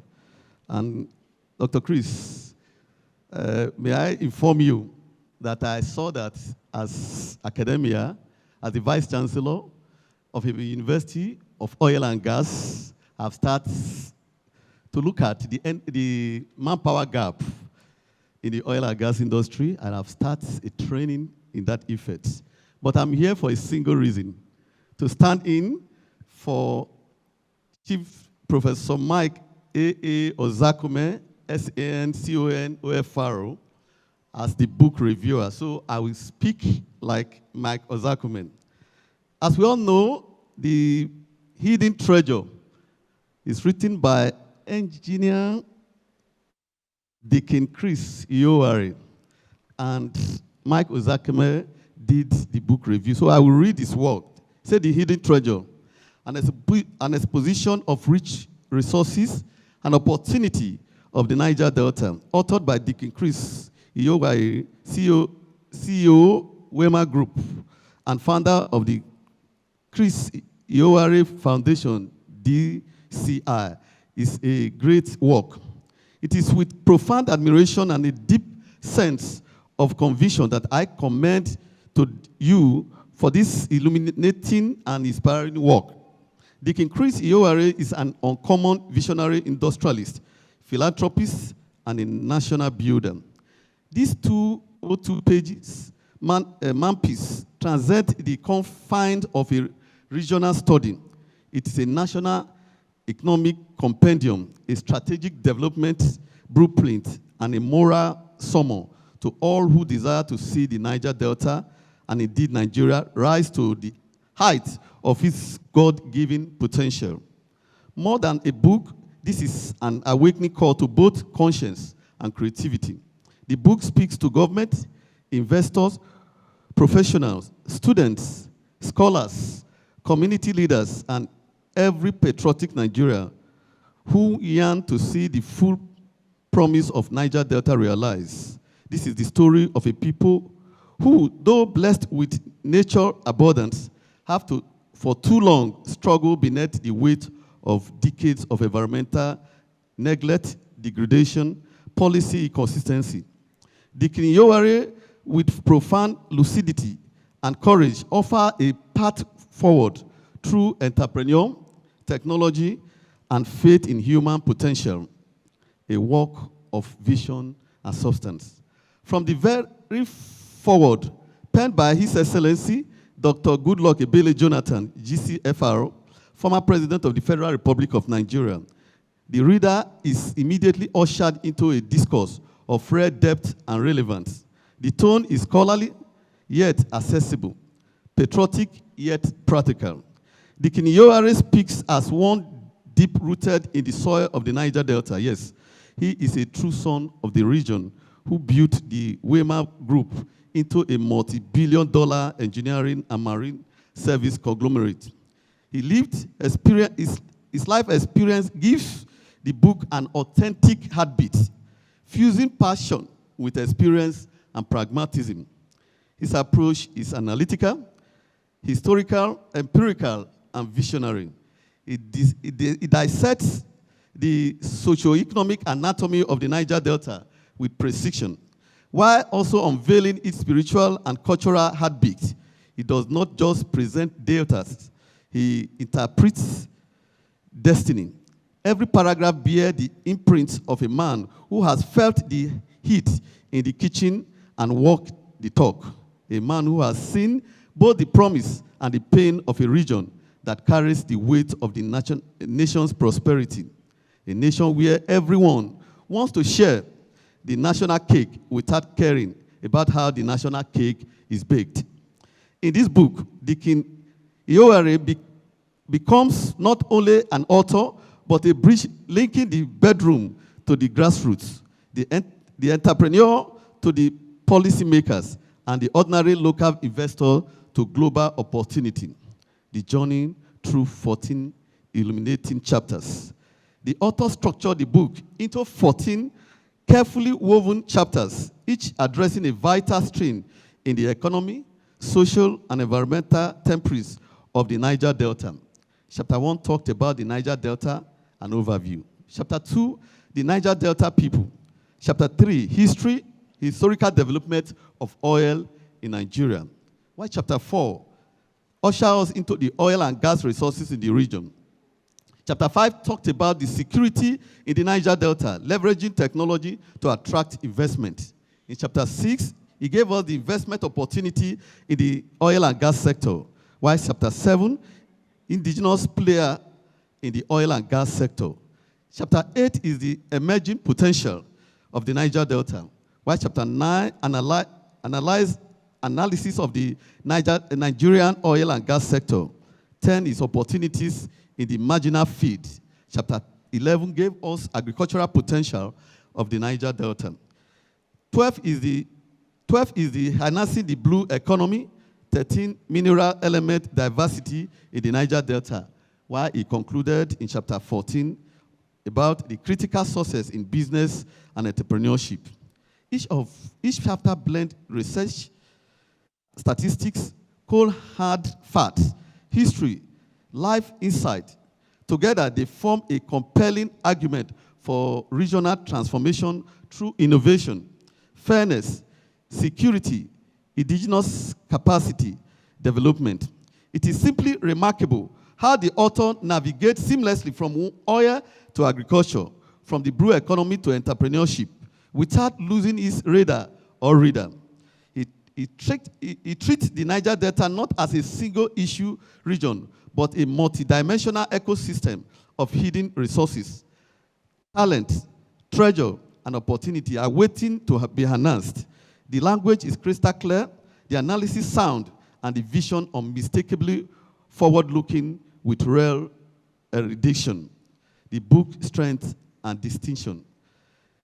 What distinguishes the hidden treasure is not only its thematic richness, but also comprehensive and optimistic vision. Deacon Chris situates oil within a broader framework of agriculture, blue economy, mineral resources, and entrepreneurship. He challenged readers to look beyond oil and gas wells and see the human wells. The people of the Niger Delta are the true treasure. The author's strength lies in his ability to merge intellectual clarity with lived practical experience. He writes truly as one who has built business, navigated the complexity of the Nigerian economy, and seen firsthand the untapped potential of his people. The inclusion of real-life case studies, pictorial illustration, and the celebration of distinguished Niger Delta icons, including technocrats, traditional rulers, and community builders, add depth, breadth, and authenticity to his narrative. Every page of the book pulsates with the rhythm of audacity and possibility. It is rich in analysis, yet full of inspiration. Factual, yet profoundly human. The author reminds us that wealth is not merely what lies beneath the ground, but what lies within the human mind. Vision, innovation, and perseverance. A clear call to action. As one privileged to be acknowledged among the noble sons of the Niger Delta in this book, I must affirm that the author's vision resonates with many lifelong advocacy that true national development begins when we harness the full capacity of our local genius. Deacon Iyovwaye narrative redefines the Niger Delta not as a theater of agitation, but a cradle of innovation. He demonstrated through data and fact and faith that prosperity is possible where vision met with preparedness, integrity, and entrepreneur. He makes a compelling case for peace through productivity and inclusion through equitable indigenous participation. His deep insight on leveraging technology for security and investment attraction are particularly timely as the world transits into an era where data, digital tools, and clean energy will determine the next frontier of progress. Indeed, this book is that does not merely inform the mind, it stirs the soul, not merely agitates our intellect, it challenges our humanity. The rare collection calls government to action, investors to believe, and the youth to dream beyond boundaries. It calls upon Nigerians everywhere to rethink and recalibrate their relationship with the Niger Delta, not merely as an extraction zone, but as a growth engine for national renewal with her long-suffering indigene entitled to the goods. In conclusion, in sum, the hidden treasure is a literary gold mine, an economic compass, and a patriotic testament. It invites all Nigeria, policymakers, investors, students, the academia, and citizens to rediscover the possibilities embedded within the region that powers the nation. It is a must-read for policy seekers to seek direction, for entrepreneurships searching for truth and inspiration, and for patriots yearning for transformation. The beauty of this book lies in its universality. Though written from the perspective of the Niger Delta, its lesson applies to every nook and cranny of Nigeria and Africa at large. To read this book is to enlighten. To reflect in it is to be inspired. To act on its message is to transform the Niger Delta and Nigeria at large. I therefore wholeheartedly recommend this masterpiece to every true patriot and lovers of progress, prosperity, and peace. May this book ignite the reminiscence of the Niger Delta and become a reference point in Nigeria's journey towards inclusive economic revival and national rebirth. Thank you very much, and God bless. Thank you. Thank you very much, Prof. We appreciate you. Here's another round of applause for Prof.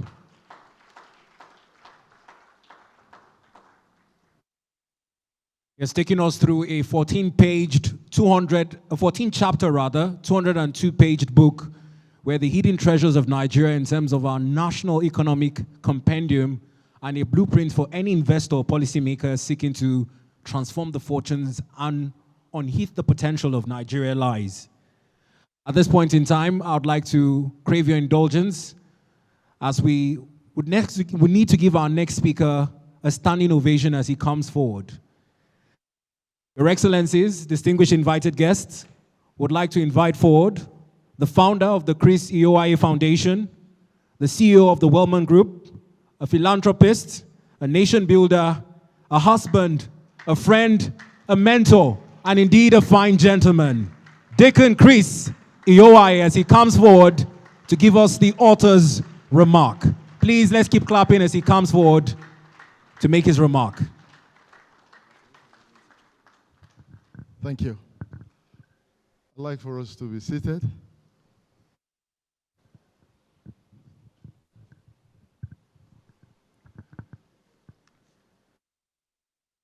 His Excellency Goodluck, Ebele Azikiwe Jonathan, ably represented by his former Chief of Staff, Chief Ogekhome. Thank you, sir, for coming. Time will fill me to appreciate my chairman of today's occasion, Major General Nwachukwu, the former Foreign Affairs Minister of this great country. Mr. Chairman, thank you so much, sir. What more can I say? Here seated is my own mentor, my father figure. Every time I call upon him, he has never hesitated. Professor Jerry Ghana. Thank you so much, my mentor, for coming. I have a long list of distinguished gentlemen seated here who have come to honor us on this very great occasion. Time will fail me to appreciate it. The most distinguished individuals that are here seated, my community leaders, my pastor, and of course, leaders of where I come from, the Urobo people. Thank you so much. And I also want to appreciate my friends who have come all the way, who have flown from everywhere. Olumide Akpata, a very good friend of mine, thank you, we are so grateful. Time will fail me as well to appreciate my in-law, who is here seated today, and the former, or the presidential candidate for the SDP in the last election cycle in 2023. My brother and in-law, thank you so much for coming. I'm so grateful to you, sir. Time will fail me to also appreciate the former Minister of Sports. He's here. We were in Warri a few days ago, and we had a great time. Most distinguished, thank you so much, sir. Here seated are friends and relatives and family members who have come all the way to come and make justice and to honor us on this great occasion. I haven't said all of that. Seated here today is the one who have been a helpmate all these years. My one and only, the queen of my heart. Thank you so much. And of course, seated are my children. Some of them have not been able to make it here. I thank them for the support, to put pen to paper. Time will also fail me to appreciate my one and only, the one I call the Diokpa. Diokpa Deli Ajufo. Thank you so much for coming all the way. Distinguished guests, ladies and gentlemen, I stand before you today with a heart filled with gratitude, humility, and profound hope for the future of our beloved Niger Delta, and indeed our great nation, Nigeria. Let me begin by sincerely thanking His Excellency Dr. Goodluck Ebele Jonathan, GCON, GCFR, though ably represented today by His Excellency Dr. Mike Agadume, for the honor of writing the foreword to this book. With a man of his stature to sit down, and I gave him my manuscript. I was in his office to give him the manuscript. I said, Daddy, this is what I want to do. He said, okay, give it to me. I'll look at it and then put pen to paper for the foreword that you will see in that book. For his continued commitment to peace, dialogue, and development in the Niger Delta. His leadership left an enduring legacy of inclusion, justice, and belief in the capacity of our people. And I remain deeply grateful for this moral support. I also extend my heartfelt appreciation to our distinguished chairman of the occasion, Major General Ike, Omar, Sanda, Nwachukwu, CFR, MNI, for lending his respected presence, wisdom, and statesmanship to this event. Sir, your service to this nation continues to inspire generations. I'm equally grateful to Mike Gadume, Abu Ozekhome, SENCO, and El-Rufai, whose towering intellectual presence, patriotic voice, and fearless advocacy have always enriched our national discourse, as is ably represented today. I thank him for the honor of agreeing to review this book and for his continued encouragement. Distinguished ladies and gentlemen, this book, The Hidden Treasures in the Niger Delta, is not just a personal project, as it were. It is the product of years of reflection, lived experience, community engagement over the years, and a deep yearning to change the narrative of our region that has given so much to this nation, yet has received so little in return. For decades, the Niger Delta has been presented to the world through the lenses of conflict, degradation, and agitation. While these pains are real and must be acknowledged, they do not tell the complete story. Beneath the surface of our creeks, mangroves, rivers, and communities are burdens, resilience, brilliance, innovation, and untapped potential. Before 1956, the mainstay of our economy is predominantly agriculture. And like most economies of the world today, agriculture still remains relevant and will always be. But once Oloibiri was discovered, Nigeria moved from agriculture to exploration of the black gold. Between 1956 and 1960, we have already had 50 oil wells producing in commercial quantity. Consequently, our economy, the Nigerian economy as it were, was redirected in the way of hydrocarbon. Ladies and gentlemen, hydrocarbon in all its glory, is less than 130 years. It therefore means that before 130 years, it has always been in the ground waiting to be discovered. Suffice it to say, therefore, that before hydrocarbon, there were mega businesses crisscrossing international boundaries. And after hydrocarbon, there will be mega businesses. With the current trajectories around the world, I dare say that hydrocarbon is on its way out. Most of it is not considered dirty. An alternative source of energy is being sought everywhere, with carbon emission now a big business. It is considered that 60% of the resources to move the world forward is in Africa. And I dare say to you today on this platform, and I tell you for free, that most of these resources are in the Niger Delta. In this book, The Hidden Treasures, I've put together a compendium of my works and engagement in the business space for almost 3 decades. The Niger Delta, both in human and natural resources, is a gift to our world. And most of it remain untapped until tomorrow. I can tell you for free that beyond oil and gas, there are treasures waiting to be responsibly harvested in the Niger Delta. As you will see in the book, just like they say in the northern part of this country today, lithium is the new gold.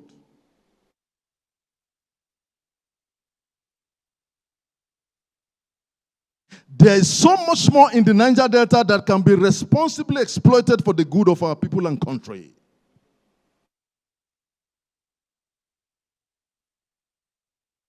That's why I tell you and I introduce to you the Deacon Chris Iyovwaye Foundation. That beyond documenting my thoughts on the hidden treasures in the region, let me inform my most revered audience seated today that beyond that, there is a noble and higher purpose in producing this book. And I dare say that funds accrued from the sales of this book will be domiciled with the Deacon Chris Iyovwaye Foundation. Deacon Chris Iyovwaye Foundation has 3 main core area of focus and interest. 1, providing clean drinking water in our rural communities. I tell you as you move from places, thank you. I tell you as you move from place to place, you see, not until a big man puts tap outside is fenced. There are some persons that don't have access to water, sir. And all around the Niger Delta, we are sitting on water. But I can tell you, sir, there are persons who cannot access clean water. And I think that's an anomaly. 2, training our women, our rural women, in modern agricultural skills. That's whatever resources you are committing to this book, that's where it is going. 3, and finally, education, leadership education, and training for our young population. That's whatever resources you are committing to this book, that's where it is going. I'm so happy, I'm so proud that you are here today to come and support this vision. And I believe that you will not regret your coming, and that at the end of the day, when we look back, it will be worthwhile that we are here today to celebrate a true vision. God bless you, and God continue to cause his face to shine upon you. God bless you, sir and ma. Thank you.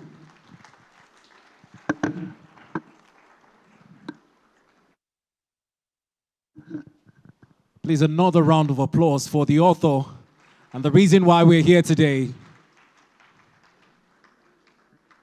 Listening to him speak, you can hear it in him, the passion and the vision to ensure that we have a restructuring, much like our chairman has also advocated for. Resource control should go to the federating units so we can unearth the potential of Nigeria, or in other words, find the hidden treasures, particularly in the Niger Delta.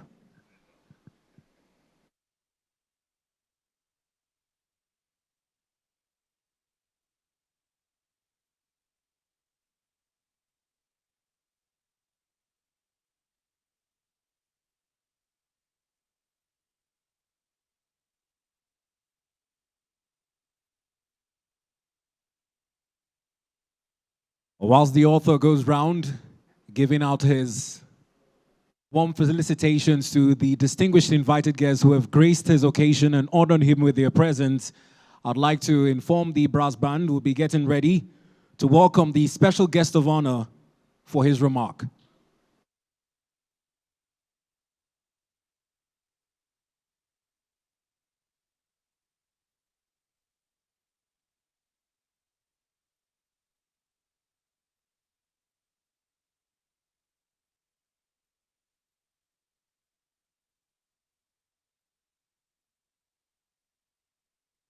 Thank you very much, sir. Please, a round of applause for him as he makes his way back to the seat. Thank you very much, sir. Without further ado, our next item on the program is item 10, remark by the special guest of honor. The special guest of honor for today's occasion also did the honors of penning down the foreword to the book which we're celebrating today. And it's in no mean feat as we recognize His Excellency Dr. Goodluck Ebele Jonathan, GCON, GCFR, former President of the Federal Republic of Nigeria, ably represented by his former Chief of Staff, His Excellency Dr. Mike Ogeodame, as he comes forward for his remark.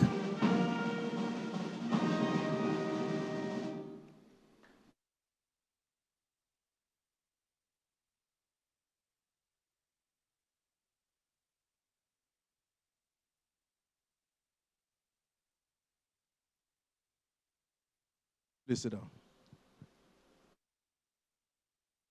The chairman of this occasion, our own dear General Nwachukwu.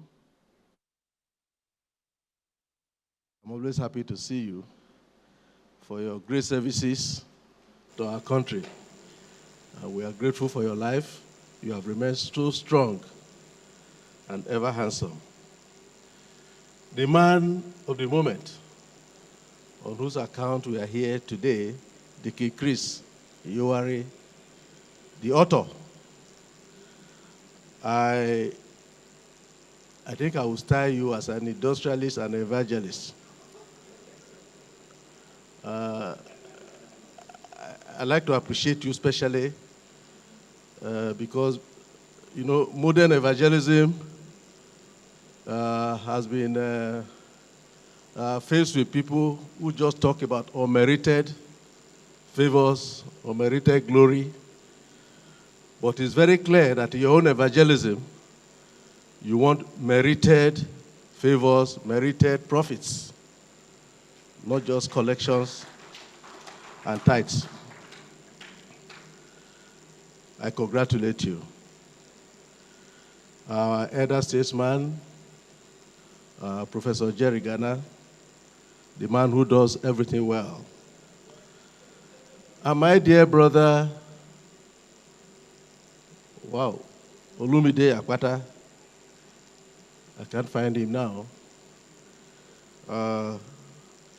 Distinguished ladies and gentlemen, I'm here to stand in for my boss, Dr. Goodluck Ebele Jonathan, former President, Federal Republic of Nigeria, who unavoidably had to travel this morning to Guinea-Bissau for monitoring of the elections that is coming up there at this time. He sends his goodwill to the author and also to the audience that is here. As you already know, he wrote the foreword for this book. I, for one, have not seen the book up to this moment, but from the foreword, he endorses every aspect of that book.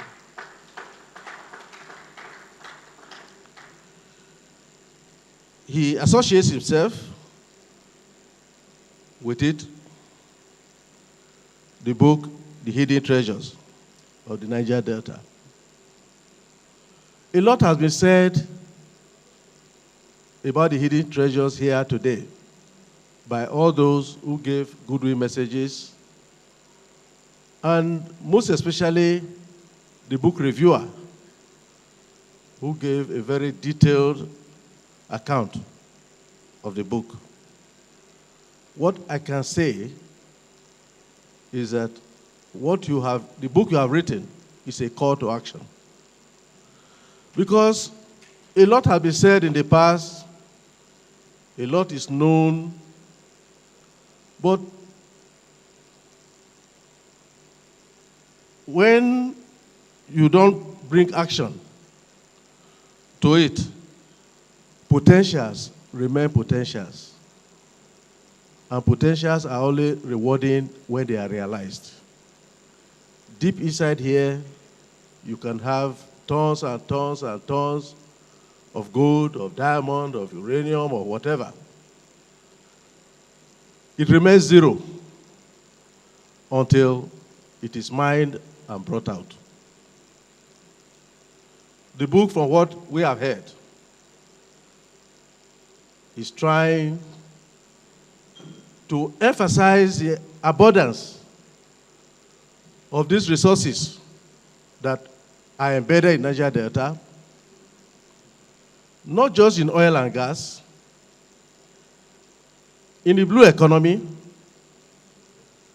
in the derivative industries, in agriculture, and even in the people themselves. These are all treasures.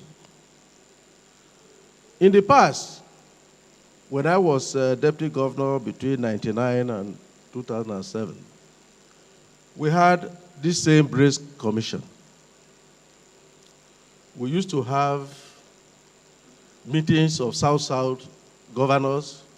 At a point, it was enlarged to include members of the National Assembly.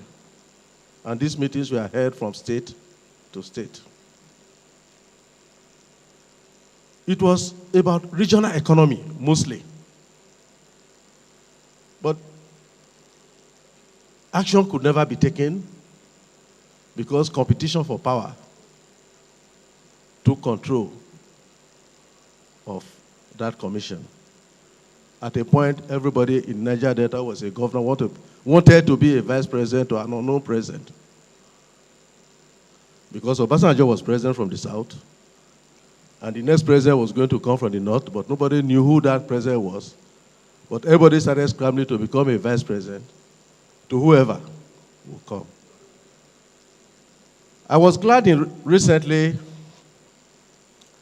when the South governors came back together to form again the Brace Commission. We do hope that the fate of the first one will not befall the present one. Our advice on this occasion is to send a message to them that there is need for action. And that action can only be taken in practical terms, not just saying it without showing political will, the right political will.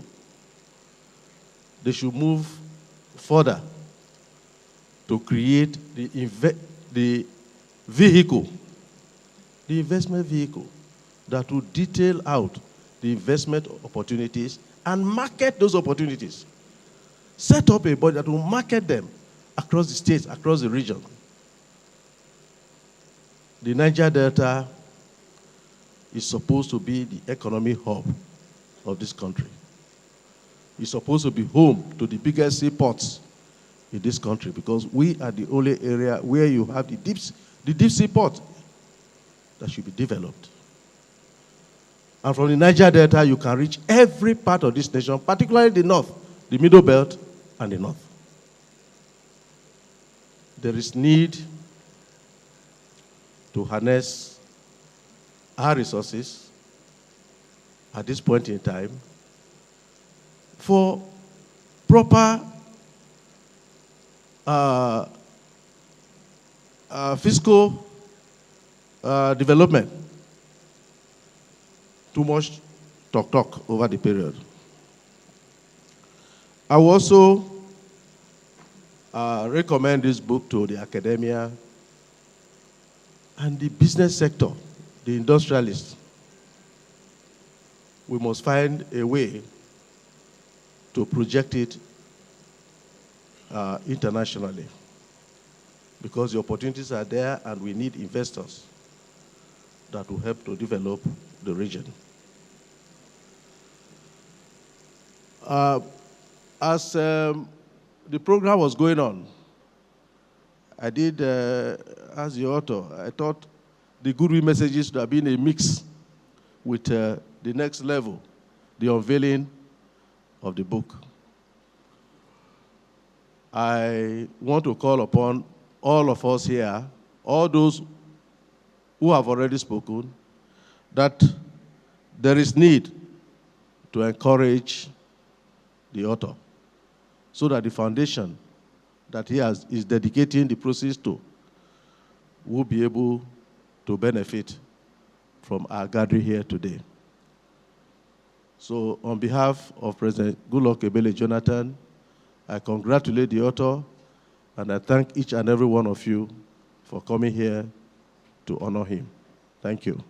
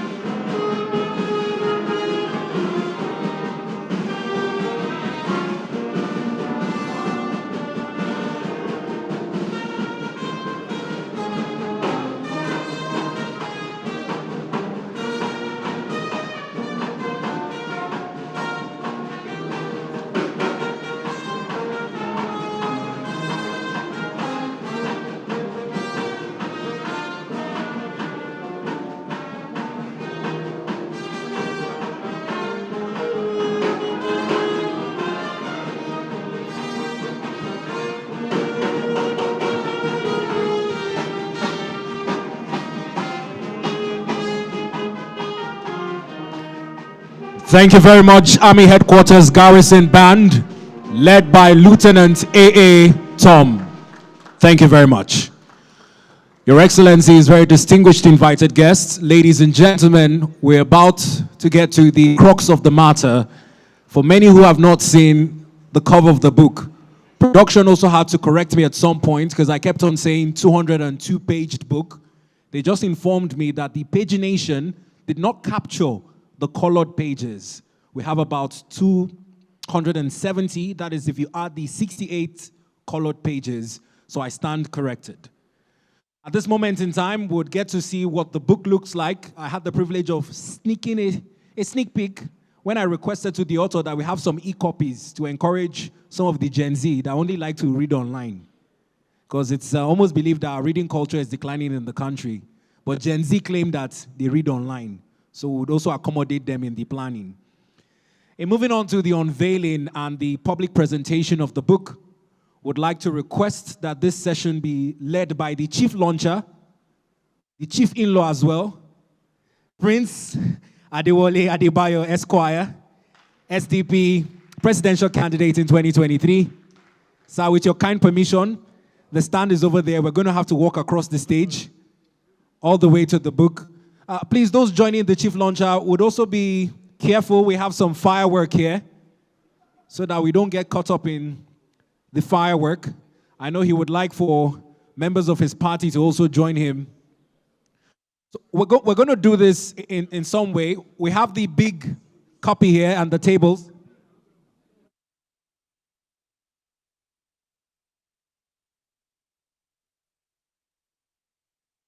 Now, there are two roles here which would not get mixed up.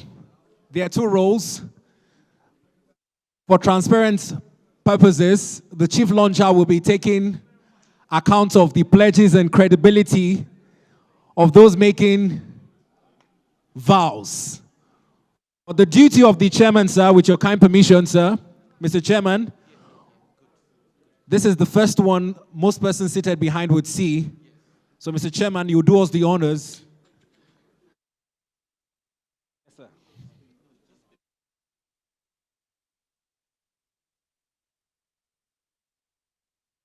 sir. Gentlemen of the press, please, let's also do well to give those sitting behind some way to see what's going on here.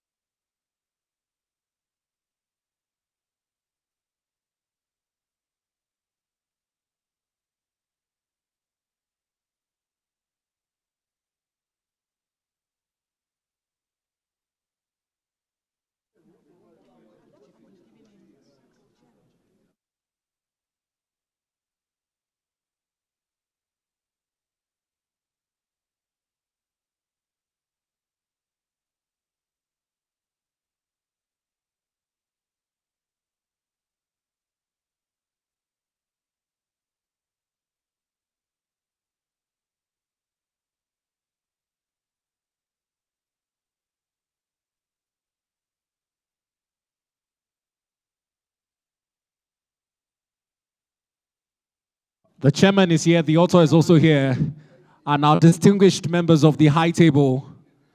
We're going to spell the region where we want to see its hidden talents unveiled, the Niger Delta. So at the last mention of the last letter A, would unveil it. Are we ready? For those who know how to spell Niger Delta. Can I have an N? Can I have an I? Can I have a G? E? R? D? E? L? T? A! A round of applause.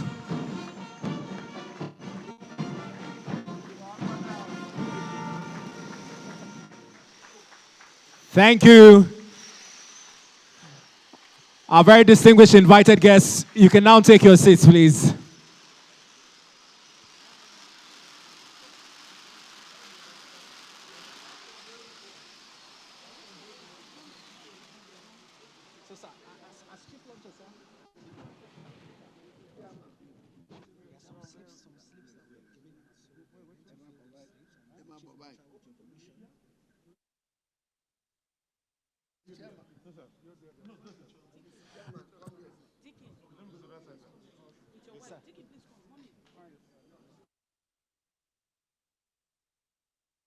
There's another ceremony ongoing here.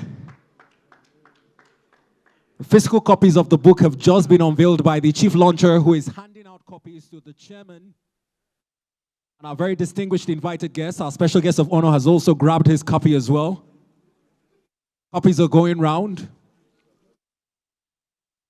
Please, there are certain slips that have also been attached to the copies being handed out by the chief launcher. You're expected to fill those dummy checks.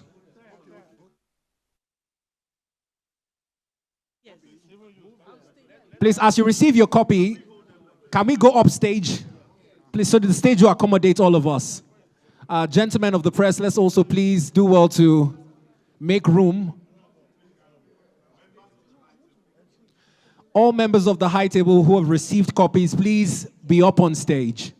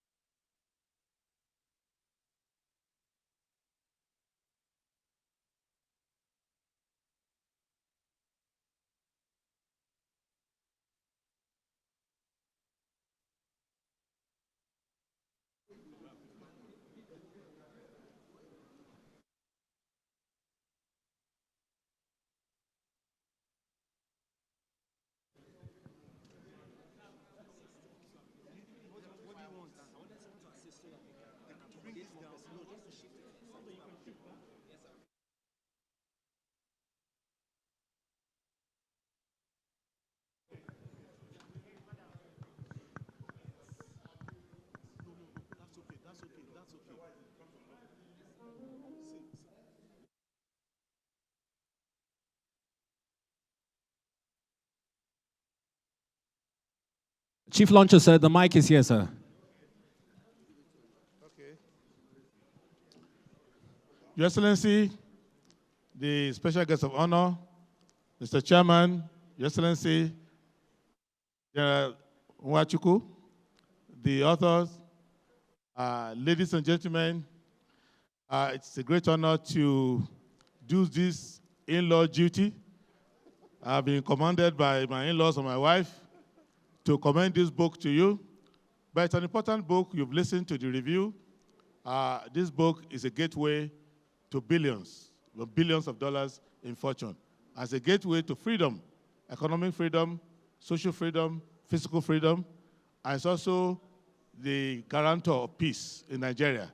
Because where there's prosperity, there's peace. And because I paid very little amount when I was getting married, interestingly, yesterday was my 21st anniversary of marrying my wife. And I was not asked to pay any money at all because my father-in-law only took me through an intellectual exercise and said, you can go. So on behalf of myself, my wife, particularly, my in-laws, and then the Social Democratic Party. So we have combined all our contributions together, and we are launching the book with a token sum of 100 million naira. And I will tell you that this book is a living manifesto of the SDP. If you see chapter 2 of the Constitution, fundamental objective and directive principle of state policy, and how you can use economic development to guarantee constitutional rights. If you read this book, after you read this book, go and read the SDP manifesto. Thank you very much. Thank you, my in-law. Thank you. Thank you, Chief Launcher, sir.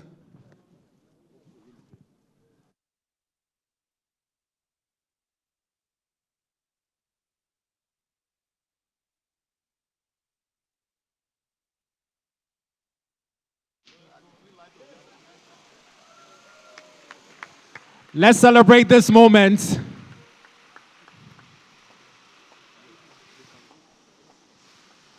Well, thank you very much, Chairman, Chief Launcher, and our members of the distinguished high table. Please, we can return to our seats after the photo ops.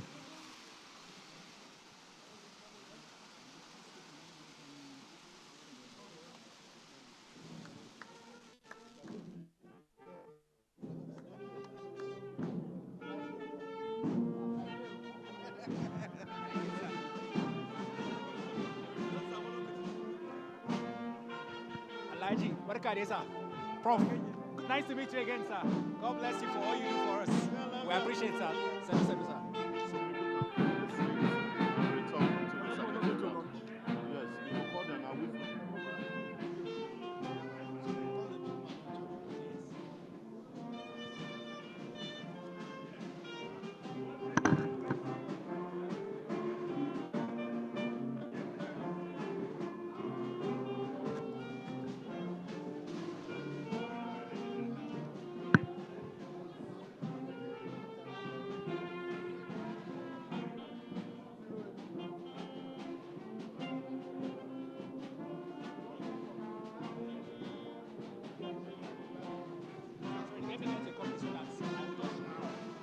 Write their phone number.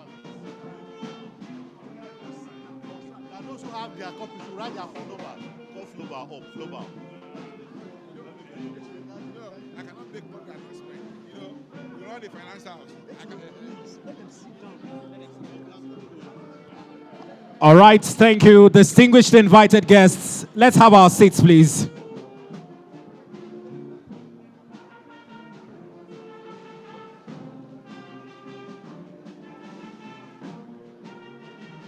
All right.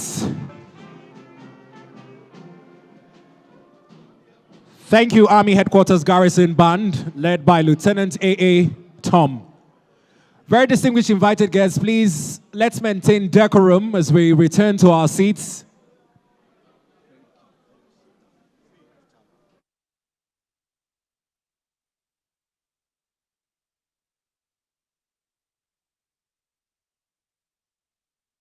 Your Excellency, distinguished invited guests, ladies and gentlemen, please, there's a slip going round. It's a dummy check.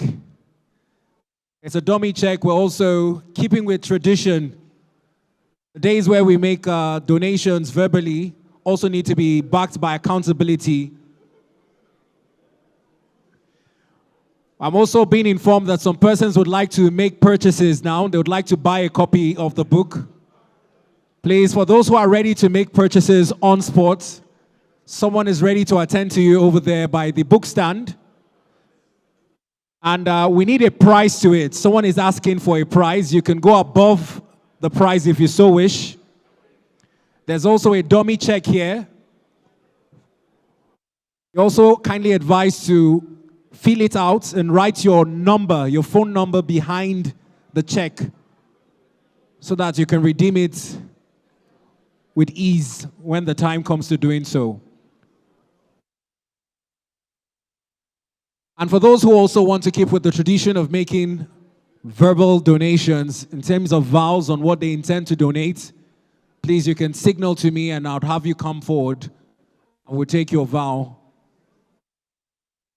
Please, the prize is also important for those who intend to purchase copies on the spot. Please do know that that is also possible.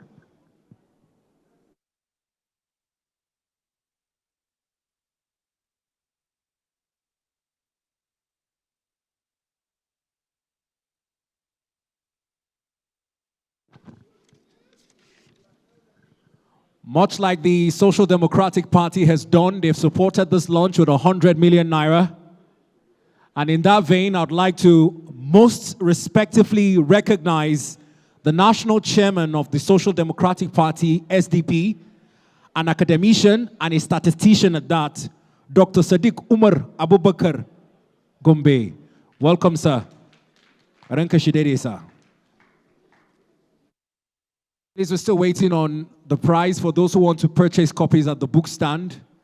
If you've filled out this slip, kindly signal to any of the officials or ushers to get them from you. But please do not forget to write your phone number behind it, please. Thank you. You can signal to any of those wearing white, the DCI Foundation, with the tag officials, please.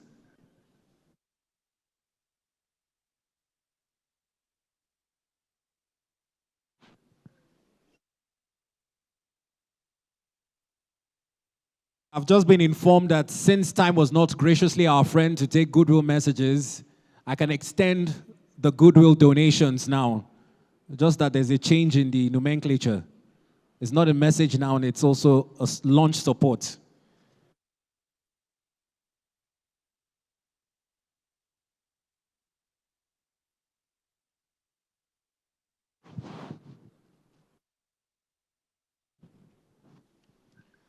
I've now been so graciously also fielded with the prize. I've been informed that for a hard copy of the book at the book stand, it's just 200,000 naira. Just 200,000 naira. And for our Gen Z, soft copy, aka online copy, is 150,000 naira. You can get it furnished into your device just at the book stand there.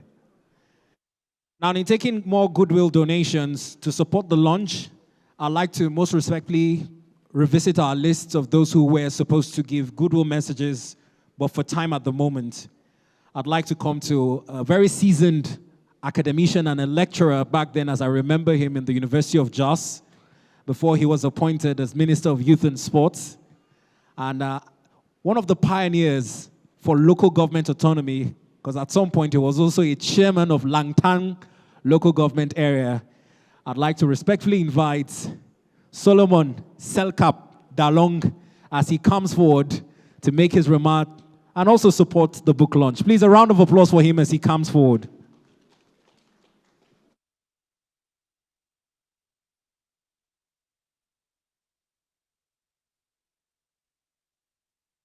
Let me take refuge under the existing protocol.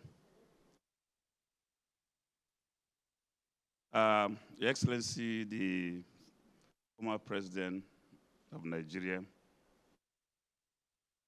other distinguished and eminent Nigerians here, my Ogamento, General Nwachukwu, thank you for the sound voices on the need to revisit the constitutional framework of this, our union called Nigeria. And I think it's hypocritical for us to continue to pretend that Nigeria can move forward the way it is. Historically, I knew as a fact that in 1954, our founding fathers met in Lancaster House and agreed on the nature of the federation that will govern Nigeria. And I think unless and until we go back to Lancaster House, we will wallow for too long in the wilderness without a direction. As it stands today, the definition of Nigerian democracy is kidnapping, killings, looting, killing of even servicemen, and everything negative about this country. So I think we need to quickly go back to the drawing table and revisit the issue of restructuring. So, sir, I concur. To the author, I didn't know that you are a firebrand speaker. I think the church captured you earlier. Otherwise, you would have been with us here and you would be a different brand of khaki, advocating for a better country. Thank you very much for the industry invested in this publication, and I think the younger ones will benefit more. To our guy, Jerry Ghana, I think Nigerians are always making reference to where we started right, because they are always referring to you as MAMSA Director General, meaning that the best thing you ever did to this country was to mobilize Nigeria to participate in democracy. And I think since we missed our way, we are still walloping around Sambisa Forest. We need to retrace our steps, come back to where we levied in 1987. Because I knew MAMSA came to my village in Sabogila in 1987 and addressed our people and on the needs and the role to participate in democracy. I think we need to do that. My friend, the in-law, the presidential candidate of Social Democratic Party, man who represents the generation with which we need to trust with power. I think the problem in this country is that we have everything. The only thing we are deficient is leadership. The only treasure we are deficient is leadership. And I think the younger generation have young people who are pushing themselves out. The author has also been invited to join. And I know many seated here will join, come out, provide leadership for this country, because those who built Nigeria were not all people. The history of those who built this country, even when Jerry Ghana was doing Mansa, he was not an old man. Gawan wasn't. Neither was IBB. Neither was Buhari. Neither was Awolowo, Saduna, and the rest. So the youth built Nigeria. And now I want to advise our current leadership that it is about time they take their appropriate places in advising the younger ones, providing leadership so that this country can move forward. I was invited here at the instance of my friend and a brother, the presidential candidate of Social Democratic Party, asking me to make another donation will amount to inviting me to do what is responsible for Nigeria not moving forward. Thank you very much for this opportunity, and I pray that all the speeches made here will be taken as one of the treasury to move this country forward. Nigeria is bleeding. Democracy is heading to the abyss. Let's rescue it. Thank you very much, Honorable Solomon Selkap Dalong, for that message. I would have to go by some of the associations we had earlier recognized in terms of the support the book needs for its launching. And I would like to start with Pandev, one of the pioneering pro-Niger Delta groups in the country. I'm hoping he's still in the hall with us. I'd like to respectfully invite Honorable Basi Ekefere to come forward and make a pronouncement of Pandev's support to the book launch. Please, a round of applause for him as he comes forward. Thank you.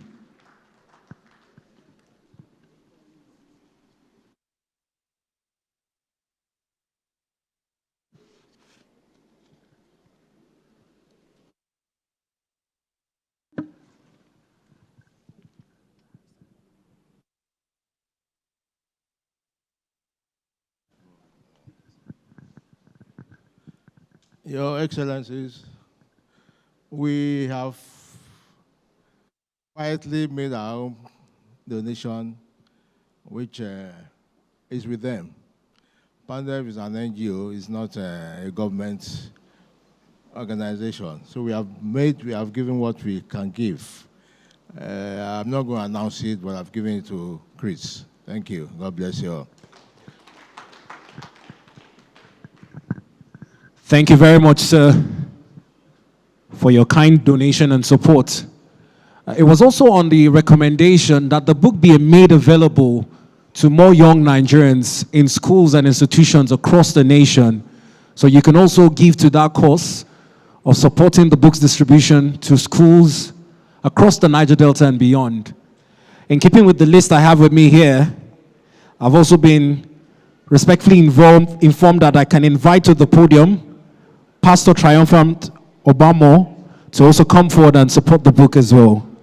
Pastor, with your kind permission, please come forward. A round of applause for him.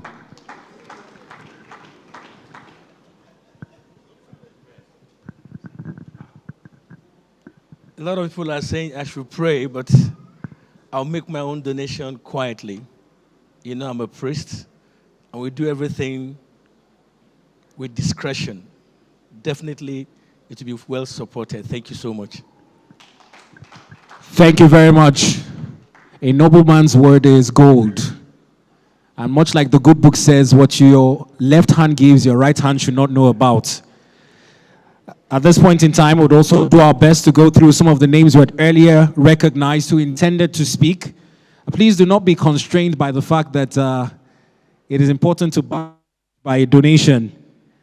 I'd like to most respectfully invite to the podium, if he's here present, Veteran Olawale Okunui, if is here present, to kindly also make... Yes, please.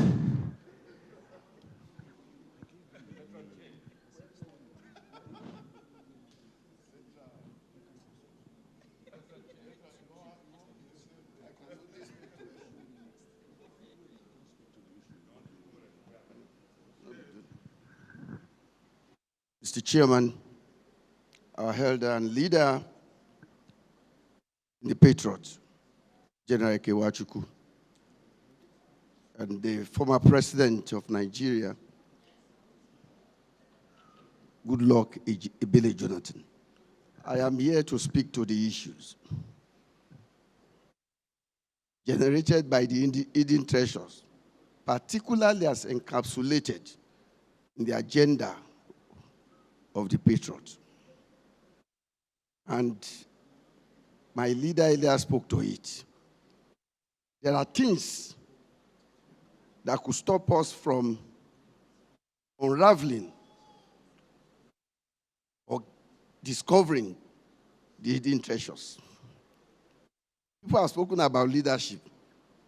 It's not so much about leadership. It's about the political will to do the right thing, to bring about the right system. Our problem essentially is a problem of system. We have a wrong, warped, lopsided system that will not make us achieve all of this that you have profoundly exposed to us. We will not, it will just be talk. We've done all of this all 40 years under the leadership of Chief Tony Enauro. We started speaking to this. Because the system foisted deliberately by those who captured the state is warped and will never make you to get the hidden treasures of Nigeria. Nigeria everywhere is embedded with hidden treasures, but there is no system to unleash it.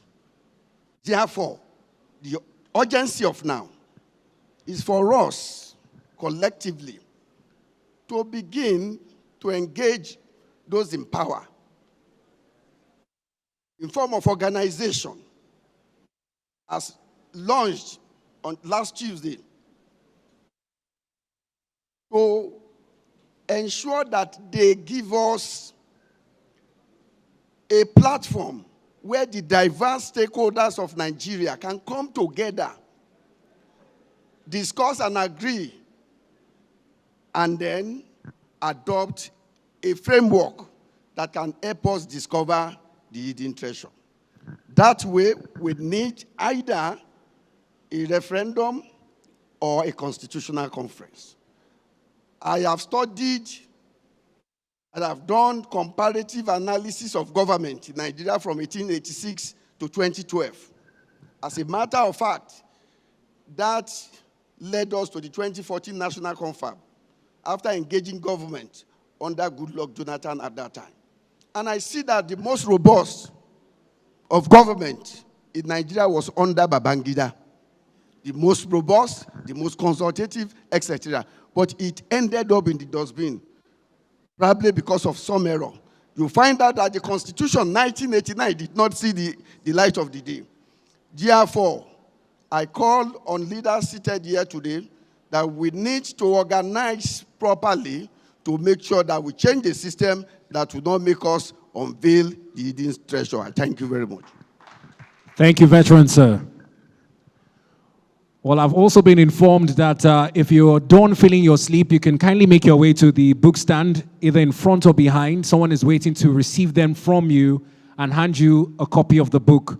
Remember, the asking price here, 200,000 naira for hard copy, while 150,000 naira for soft copy. At this point in time, I'll come back to the roll call.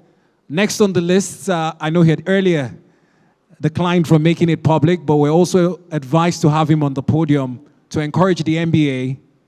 I would like to very respectfully invite Barrister Olumide Akpata on stage for his pronouncement as well. Barrister, sir, with your kind permission. Please, a round of applause for him as he comes forward. Thank you very much.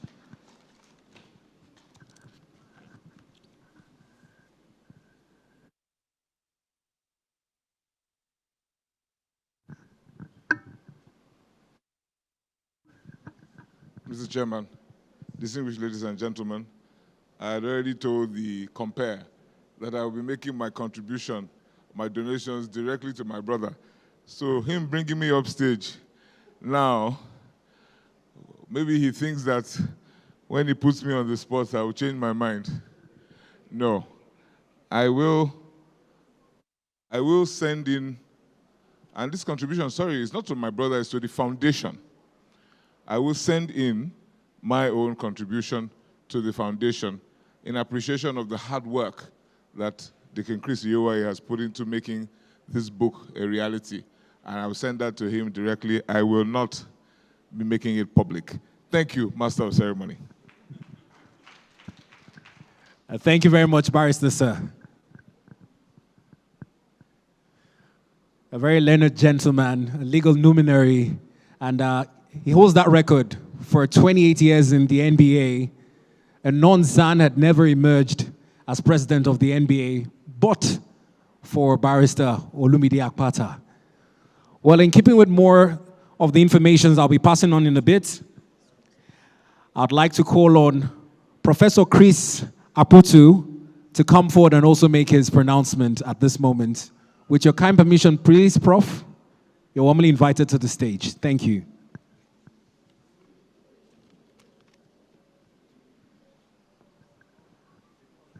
Thank you very much, MC. I'm always willing to support my brother Chris, but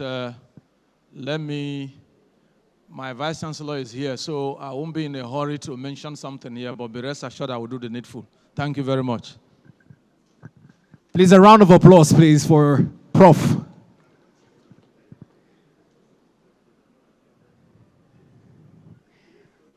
I've also been informed that I can invite to the podium Captain Tony Onugarigo for his pledge as well. Captain Tony Onugarigo. Please, a round of applause for him as he comes forward.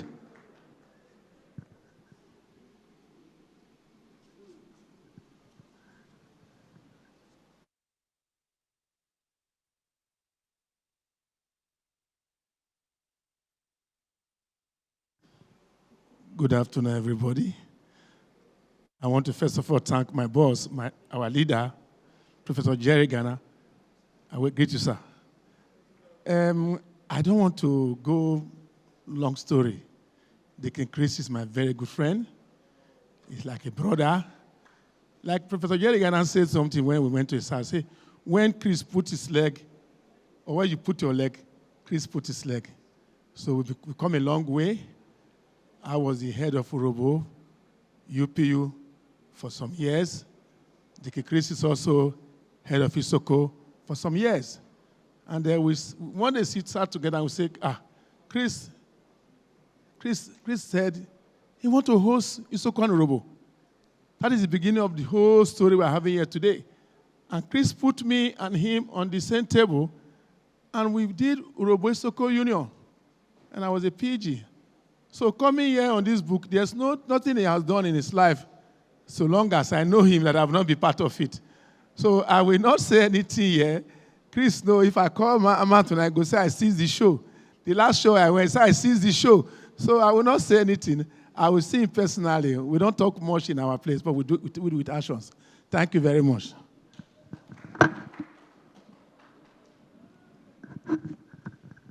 The brotherly support at this point would also need to put some monetization to it so that the foundation can grow to achieve some of its intended purposes. If you've been up on stage, we know that your being here today means that you're totally in solidarity with Deacon Chris Iyovwaye and his foundation, the Wellman Group as well, and all the intended purposes. But the course on ground is the hidden treasures. We want to ensure that more copies of this book go to its intended purpose. And to do that, would also need some of your financial muscle to be able to push the vehicle forward. At this point in time, please, would also like to once again announce that we still have soft copies and hard copies of the book here. For hard copies, 200,000 naira. You can go above and beyond. For soft copies, 150,000. And for those who have filled out this dummy checks, please don't forget to put your number behind. Some of the officials wearing the T-shirts in white would receive it from you and hand you a copy of the book as well.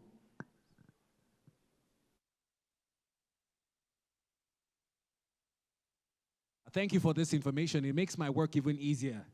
For those who are willing to transfer, barring any network challenges, if you take a look at the slip, there are 2 bank accounts.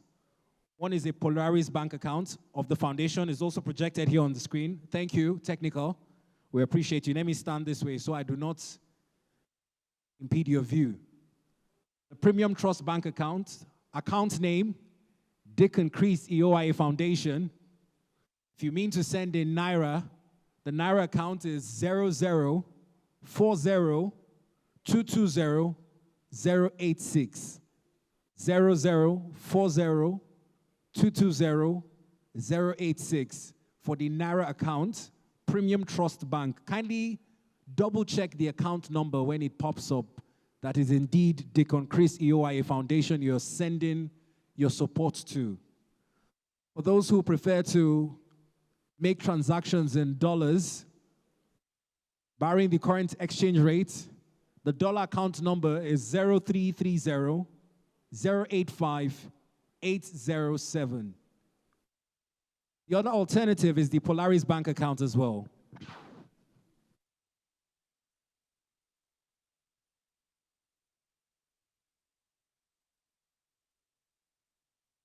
And for the Polaris Bank, same account name, account number in Naira, 1140-380-783. The author of the book has also just communicated that he has graciously given us a book subsidy. The price has been slashed from 200,000 Naira to 100,000 Naira for the hard copy, whilst the soft copy goes at 50,000 Naira. I think he deserves a round of applause. Please do well to maximize this book subsidy that is ongoing currently. Hard copy is 100,000, soft copy 50,000. The account details are still well on the screen. We still have both copies in the hall with us.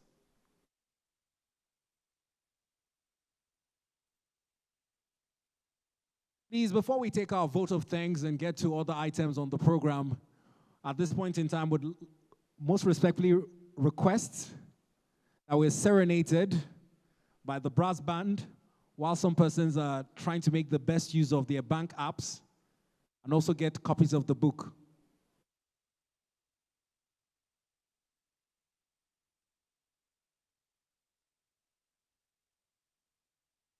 With your kind permission, please. We'd like to meet you, sir. It's a pleasure to meet you. My name is Chris Iyovwaye. All right, okay. Sir, I would like to ask, what does today's unveiling mean to you personally? Yes, as a worthy son of the Niger Delta, it means a lot to me.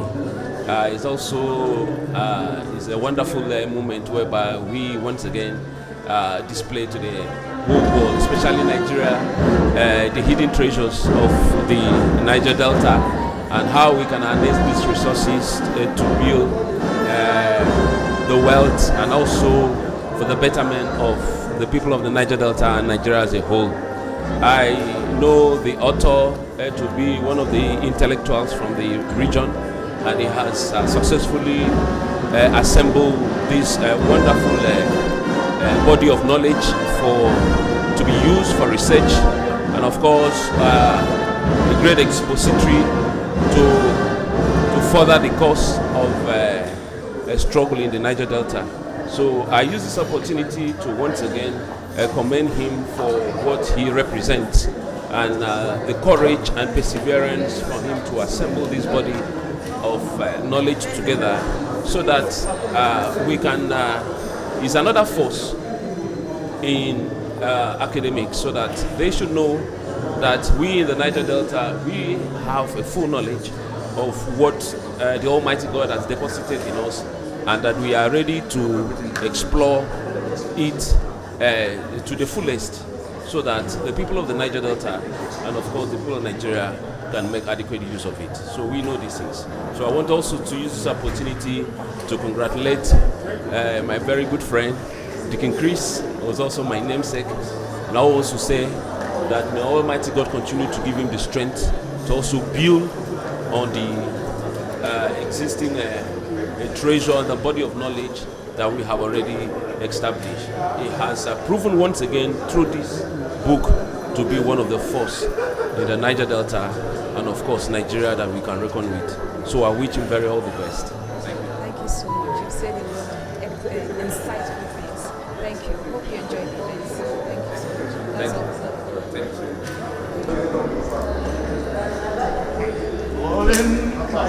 Good morning, ma'am.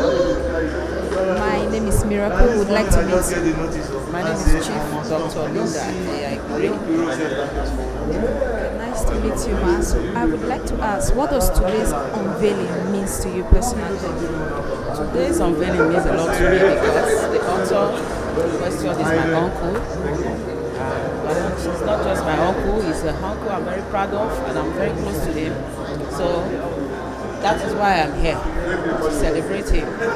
I love books, and you know, the fact that a member of my family has written one is a thing of joy to me. So I'm here to celebrate with him.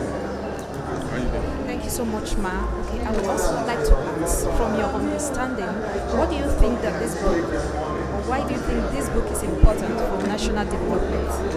Okay, my uncle that I know is an advocate for equity and justice and fairness.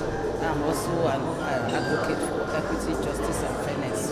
And I see this book as a book that will direct a lot of wrongdoings in Nigeria presently, because where we are in the country is no longer peasants.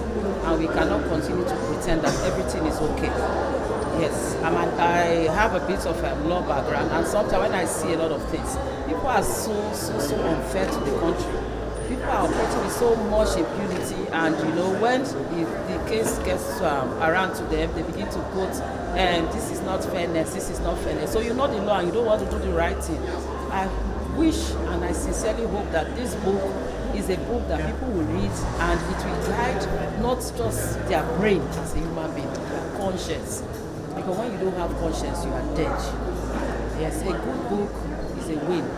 I buy books more than I buy bills and every other thing. I treasure books because I believe that knowledge is power.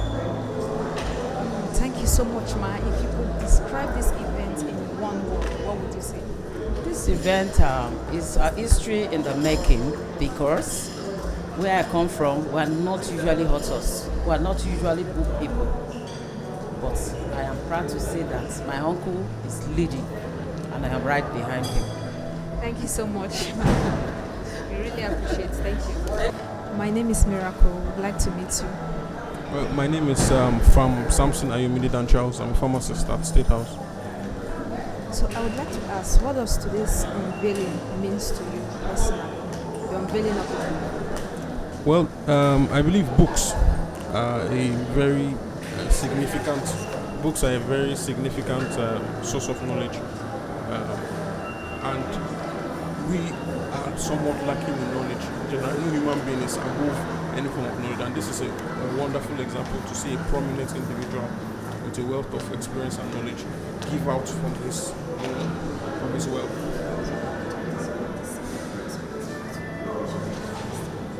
I think it comes at the right time. This is when we need as much assistance and information as possible, and guidance. So I think there's no better time than now for this book launch. If you could describe this event in one word, what would it be?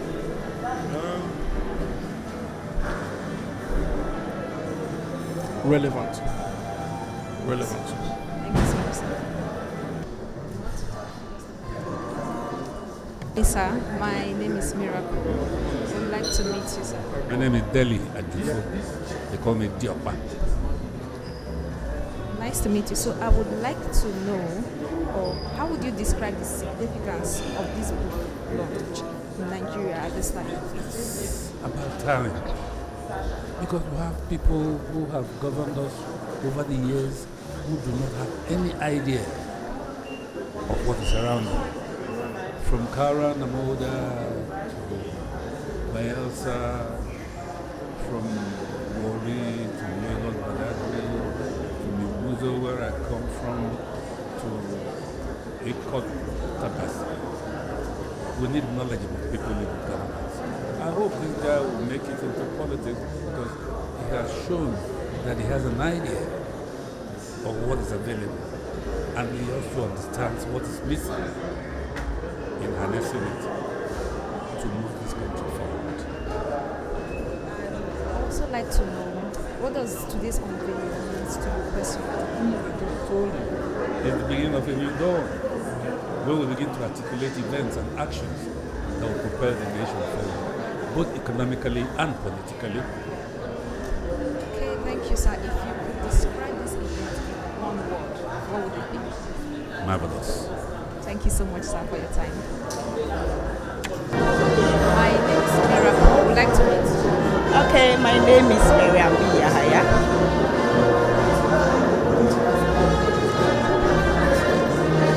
I'm looking forward actually to the book launch itself. I want to know what the books entail, the hidden treasure. What does it really mean? That's all I'm looking forward to. Oh, I would say excellent and beautiful. All right. You look amazing. So we'd like to know, what are your expectations My expectation for the book launch is to expect excellence. And I'm so excited to be here. What I'm saying now, it's going to come out. Thank you very much.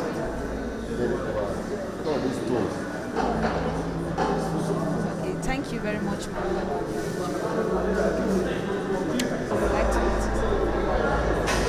I am Obama Triumphant Mega. Nice to meet you guys. I'm looking sharp this morning. Thank you, sir.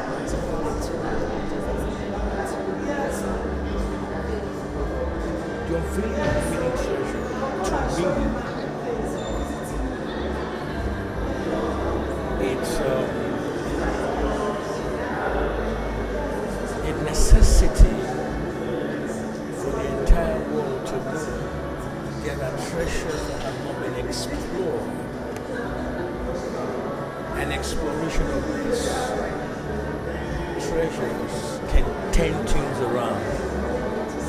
What you don't know, you don't know. But when you begin to know what is available, then you can know how to engage it to turn things around.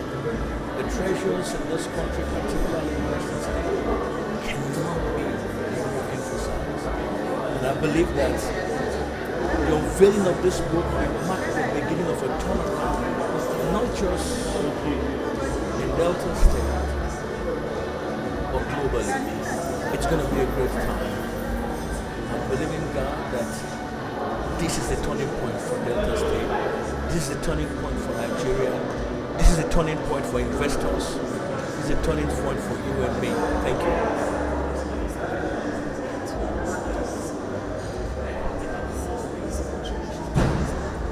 Deacon Chris is the author of this book. Is a selfless, industrious, humble, resilient, highly productive, profitable man. With unquestionable integrity, always giving back to the society. He's an amazing man. I love him. This event is an eye-opening event. I can describe this event as what is required to turn things around in this country.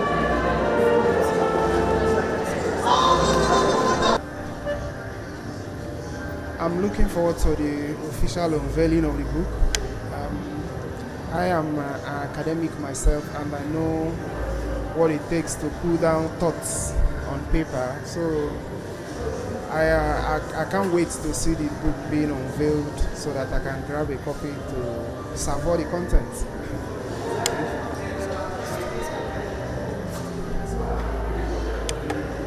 Well, it means a lot for me, especially to the extent that in the midst of the whole thing happening in Nigeria, people no longer write books these days. So it is quite reassuring for me to see that there are still Nigerians who, in the midst of all the things happening, are still coordinated enough to put down something in writing. So what it means for me is that there is a hope for our country that there are people are still imbibing the culture of reading and writing as well.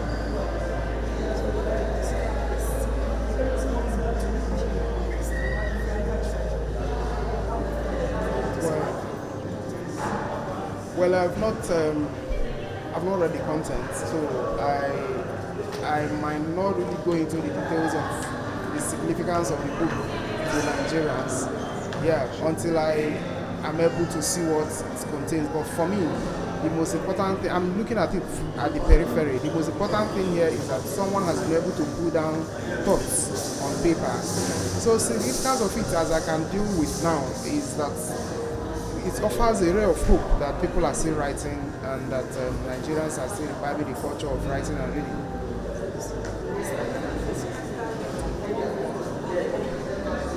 Superlative.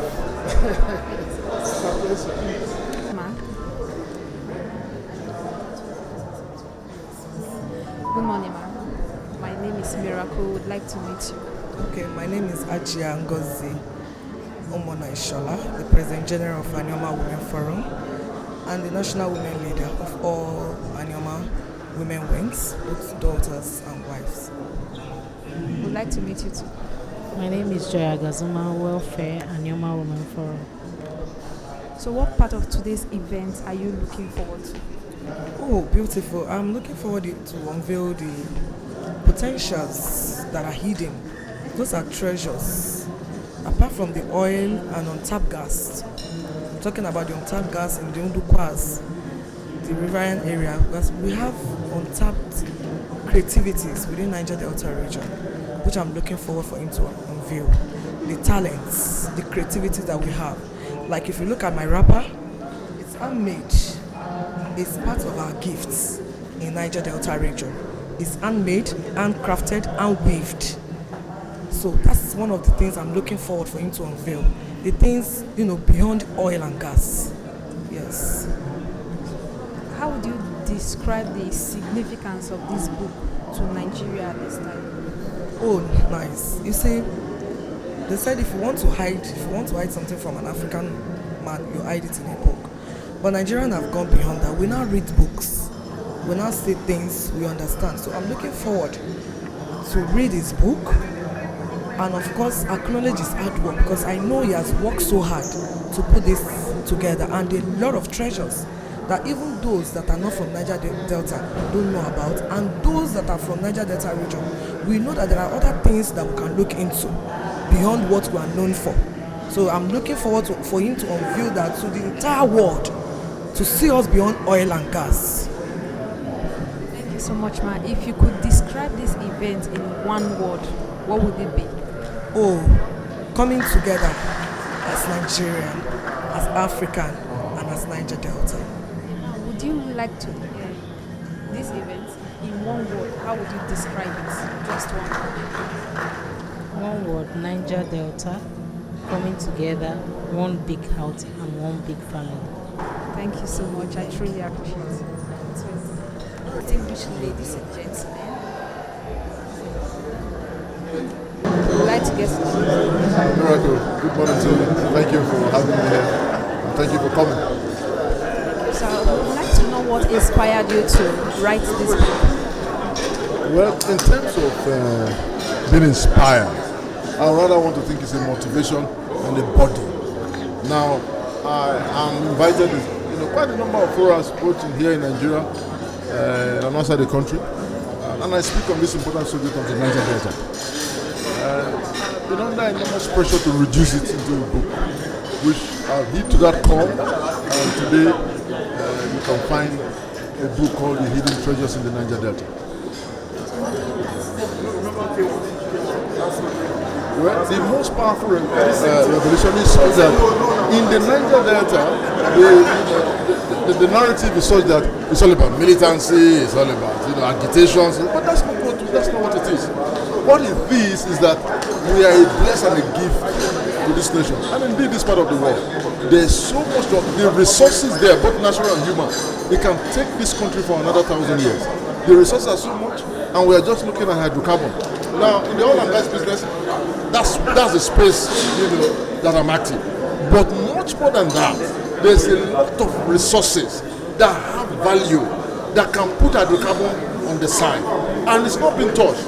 And whether you like it or not, they have what is called the exclusive list and the non-exclusive list. Some of these resources, they are not in the exclusive list.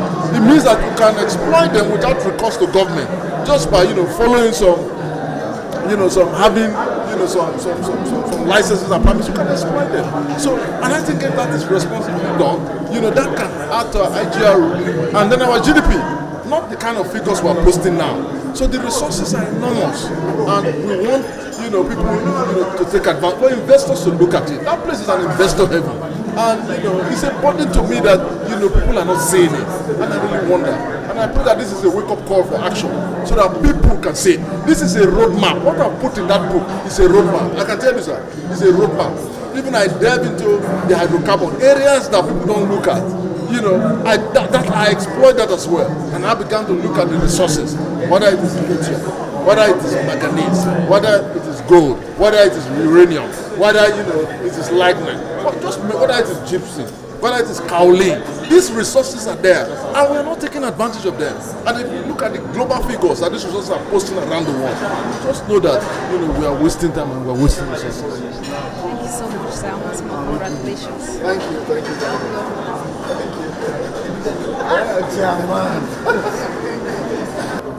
My name is Miracle.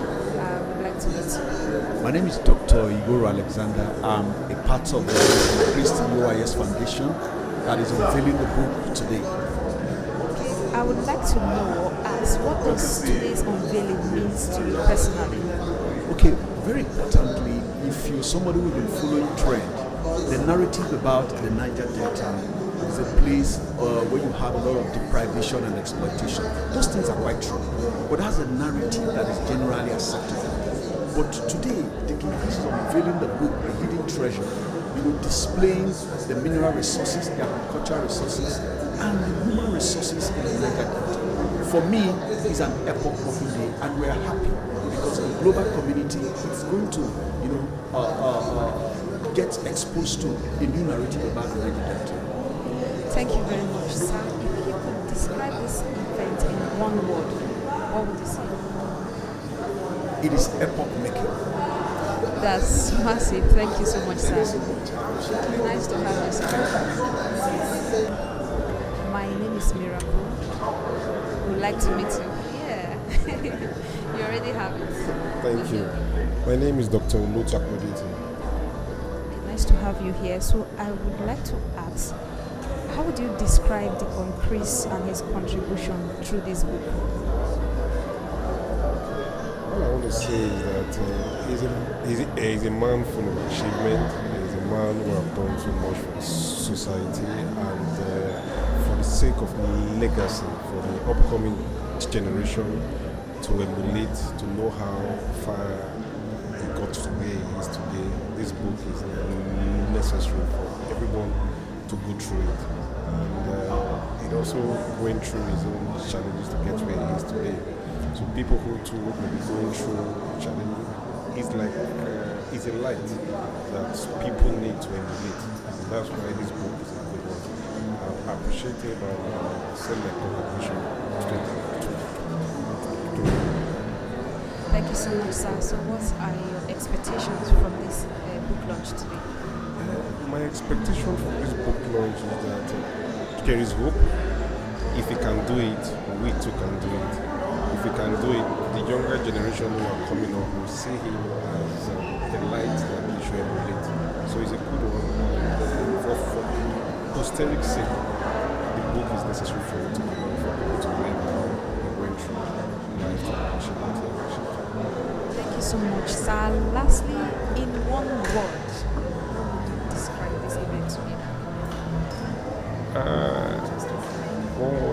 Excellent. Thank you so much, sir. My name is Miracle. Would like to meet you. Okay, my name is Engineer Gambo Daniel Balarabe. I am the National Coordinator of Community Structure Foundation for Good Governance. Thank you so much, sir. I would like to know, what does today's unveiling means to you personally? This book written by Deacon Chris is a book worth reading. If you look at the foreword, you will understand that Deacon Chris has taken a lot of time and research into the deep treasures of the South. All right? This opens up opportunity not just to our local entrepreneurs or local businessmen, but international community. Because some of these treasures are hidden. A lot of people out there don't know we have them. But this book have now opened up what we have that people internationally can tap. And actually it opens the gateway to not just Delta State, but the South. If you could describe this event in one word, what would it be? Fantastic.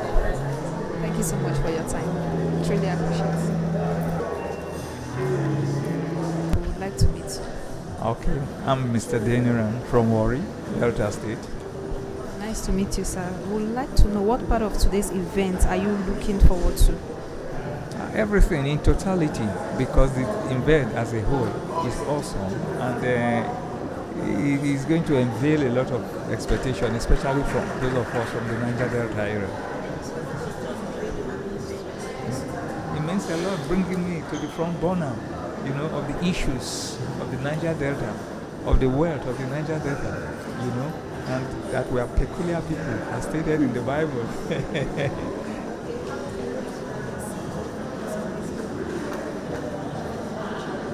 Very, very. Yeah, it's on that word, say, look at the goose and lays the golden egg. Pay attention to it. So lastly, I would like to ask you to describe this event in one word. In one word. Do you know the writer of the book? He's a great man. So you don't expect anything little from a great man. So it's a very great thing, encompassing the progress of the individual and the collective. I would want to ask a question related to the Niger Delta, and it would be, in your view, what is the biggest hidden treasure of the Niger Delta beyond oil? Good. You see, the Niger Delta belongs to the zone, that has great agricultural potential that the people don't know. Do you know in the Niger Delta that, the cultivation of cereals and other expensive crops can be done 3 times a year? 3 times a year. All you need, bring the experts in, like myself, plow the ground, put in the technology, while others are getting 1 yield, you are getting 3 yields. Isn't that not wonderful? So the oil is not the major thing. The oil is just an additional to tell the people that Niger Delta, like I've earlier said, are peculiar people. Great. Thank you so much for your time. Truly appreciate it. Good morning, ma'am. My name is Miracle. I'd like to meet you. Okay, my name is Antoinette Obiobi. I'm a lawyer. Nice to meet you, ma'am. So I'd like to ask you, what does this event mean to you personally? What does the unveiling mean to you? It feels to me like an eye-opener into the hidden treasures of the Niger Delta. Of course, Niger Delta is known for its, gold, black gold, and all of that. And then, so for me, it looks like, okay, the author has done a lot of research, and we open our eyes to a whole lot to see and all that. So for me, it's like, okay, let me come and see what he has researched about, what he wants to reveal about the Niger Delta. Thank you, Ma. I would also want to ask you, how would you describe the significance of this book to Nigeria? It's a well-researched book from the little. I'm yet to go into the whole content, the core of it. But I think it's very significant because there's been issues, and stagnated development and all of that. And so with this, I think policymakers should be able to have good feelers of what's obtained and all of that, and then find ways to move forward, from where we are right now. And I also know that he's trying to say, do not just look at only black gold, do not just look at the oil, look at agriculture, because before oil was discovered, there was agriculture. And so now that and then even after oil, there'll still be more opportunities. So why don't you open your eyes to look at that? So that's what I have gathered so far from, my view of the book. So it's something to read, and then we'll see what he's revealing to us. So in one word, how would you describe this event in one word? The needed. Needed. Thank you, man. That will be all for me. Good morning, sir. My name is Miracle. We would like to meet you. Good morning. My name is El-Rufai. I'm the National Public Secretary of the Social Democratic Party.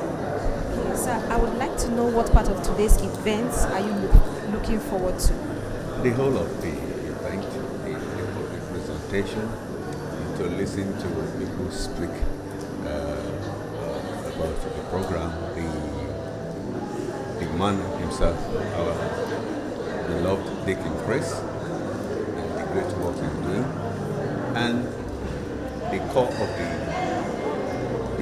main essence of the book, talking about the Niger Delta. So, I would like to ask, how would you describe the significance of this book to Nigeria at this time? Well, it holds a great deal of significance to the Nigerian situation.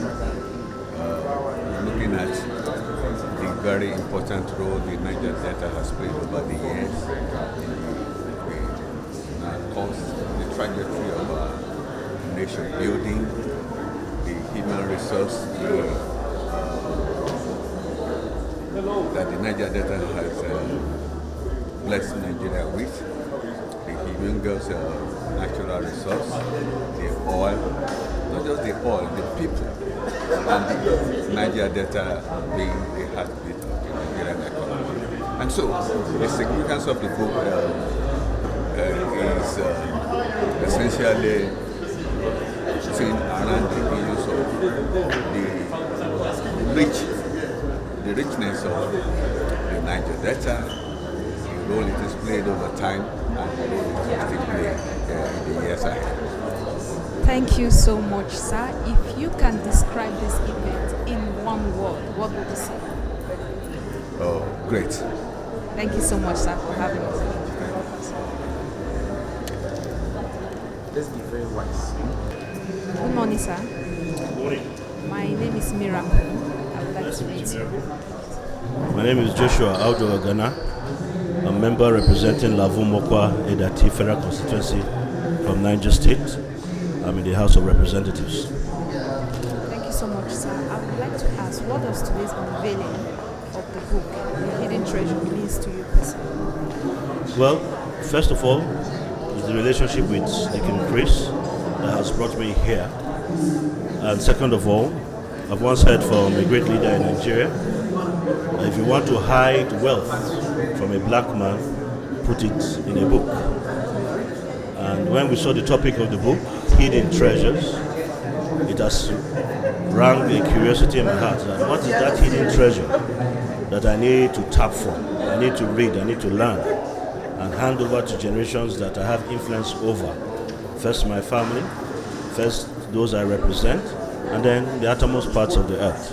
And so if the revelations and the experience of Deacon Chris has made it to put a compendium together in this book, Hidden Treasures, then we should seek to have more knowledge by identifying with him first of all, and then reading the book, and then taking out the things that are hidden there and expose them to other people so that we can create wealth for ourselves and develop our nation. Thank you so much, sir. If you could describe this event in one word, what would it be? Excellence at its best. Thank you so much for your time. Thank you.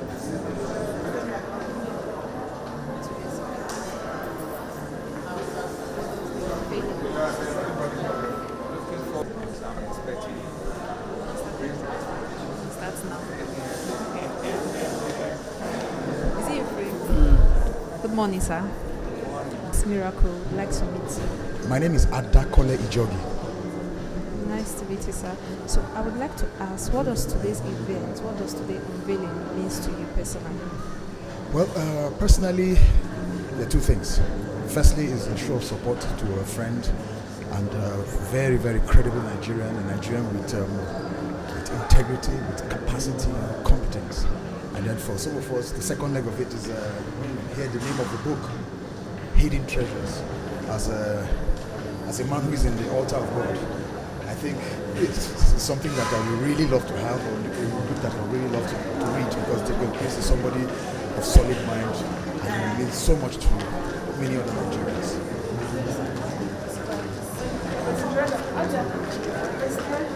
I think it would be a great book, even though I haven't read it, but I think it would be a great book, because knowing the person involved, who is Deacon Chris, I'm positive that it will be something that will be contributing to the intellectual perspective in the reading culture in Nigeria. If you could describe this event in one word, what would it be? Epic. Thank you so much, sir. I truly appreciate it. Enjoy your stay. Your Excellency, distinguished invited guests, ladies and gentlemen, the time allotted for our tea break has elapsed. I'd most respectfully request that we conclude with the chit-chatting and come back into the hall so we can also conclude with the lineup of the event. Mr. Chairman, sir, please can you do us the honors of leading the delegation and our most distinguished invited guests back into the hall so we can conclude on proceedings. Thank you.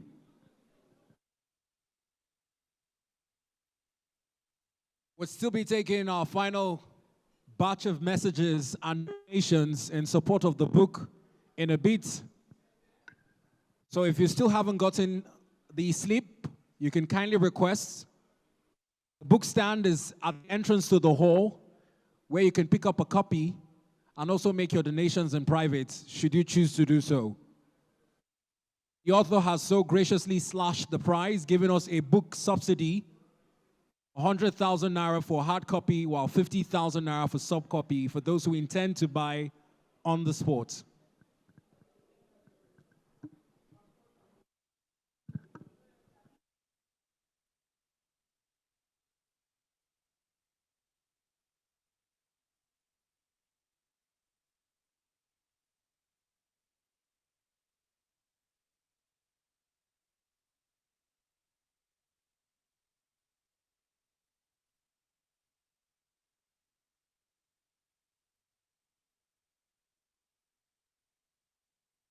Please, invited guests, kindly make your way back into the hall so we can take the closing formalities.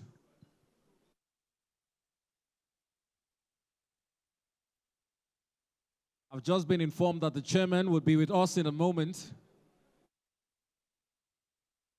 DJ, in the meantime, you can continue serenading us. Thank you.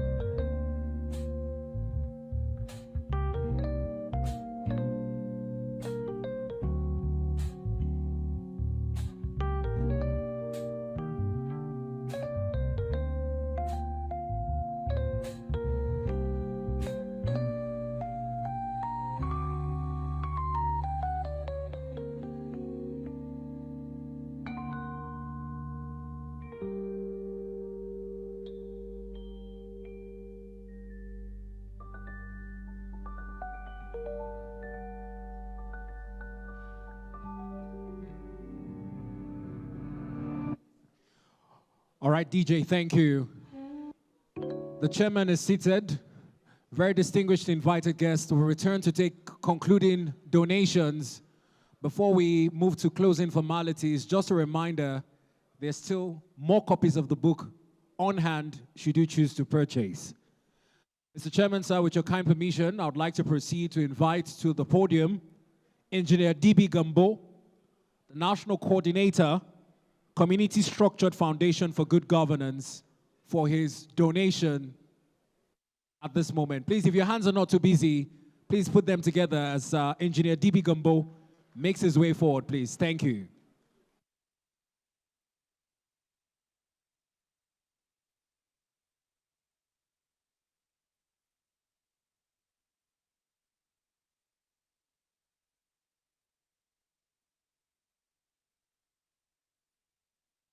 Thank you. Ladies and gentlemen, good afternoon. I wish we have something to donate because the author of this book means a lot to the Community Structure Foundation for Good Governance. In fact, Deacon Chris, if you all know him, is one with a large heart.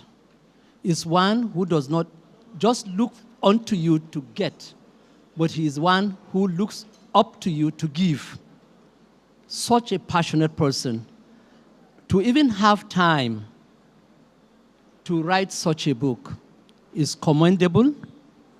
And we in the Community Structure Foundation for Good Governance found it fit, despite our financial situation, to actually make a mark.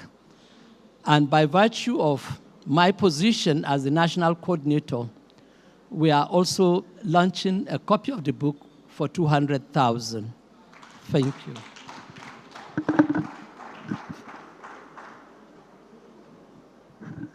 Please, a resounding round of applause for Engineer D.B. Gambo, National Coordinator, CSF Nigeria rather. Thank you.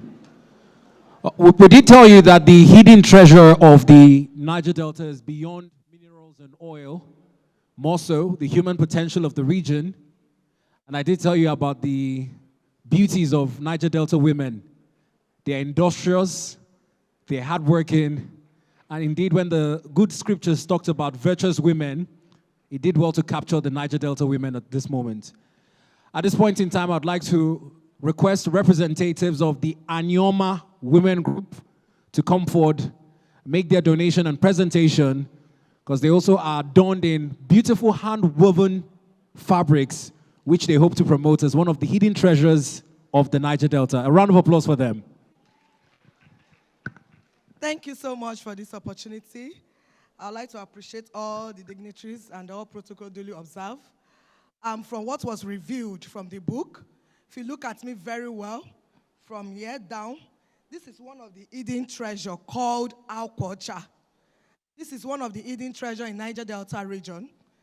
Well-crafted, handmade, from the roots to the top, and from every rope, every tribe, every tree you see on it is made. So we want to tell you that we are beyond oil and gas. We have human capacity very well deposited in Niger Delta, just like the women of Anyoma. Thank you so very much, and we love you. Thank you very much. Anyoma Women Forum Worldwide. Akwocha. The fabric of purity. For those who want it broken down in more simpler English. But it's very symbolic in terms of where Nigeria's textile industry is headed to. These are some of the rich cultures that draws visitors from far and near to come and see the beauty of the Niger Delta for themselves. At this point in time, with your kind permission, Mr. Chairman, let's kindly give some of the dignitaries more time to return back from their tea break before we move into closing formalities. DJ, in the meantime, whilst we await the return of the author and other dignitaries, let's just have some music play on the background before we take the closing formalities with particular recourse to the national anthem. Thank you.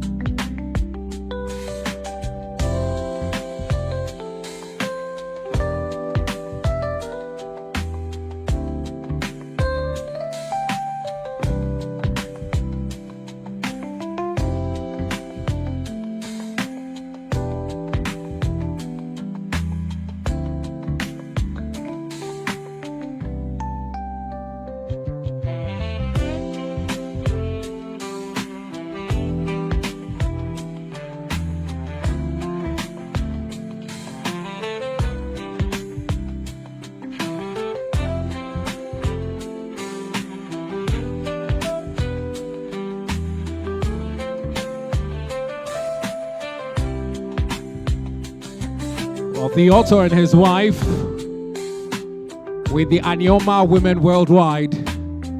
A brief photo session. If there are any other groups that want to join the author and his family for a quick photograph, you can do so now. After which we'll be taking a vote of thanks by Deacon Chris Iyovwaye Foundation. If we have any other group present that wish to take a photograph with Deacon and his family on the occasion of his book launch.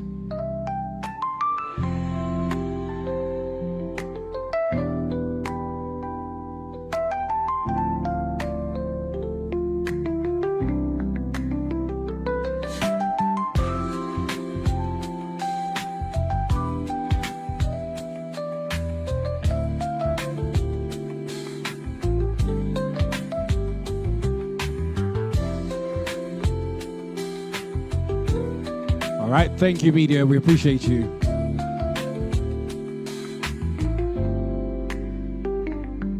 Anioma Women Forum Worldwide, thank you very much. We appreciate you. Chairman, distinguished ladies and gentlemen, invited guests, before you take your leave, let's take the vote of thanks from Deacon Chris Iyovwaye on the occasion of the book launch. Thank you.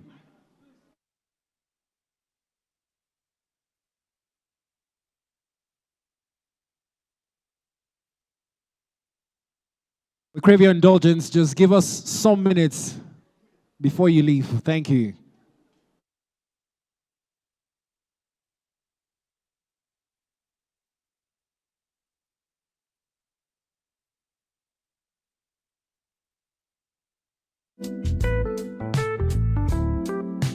All right, thank you, media.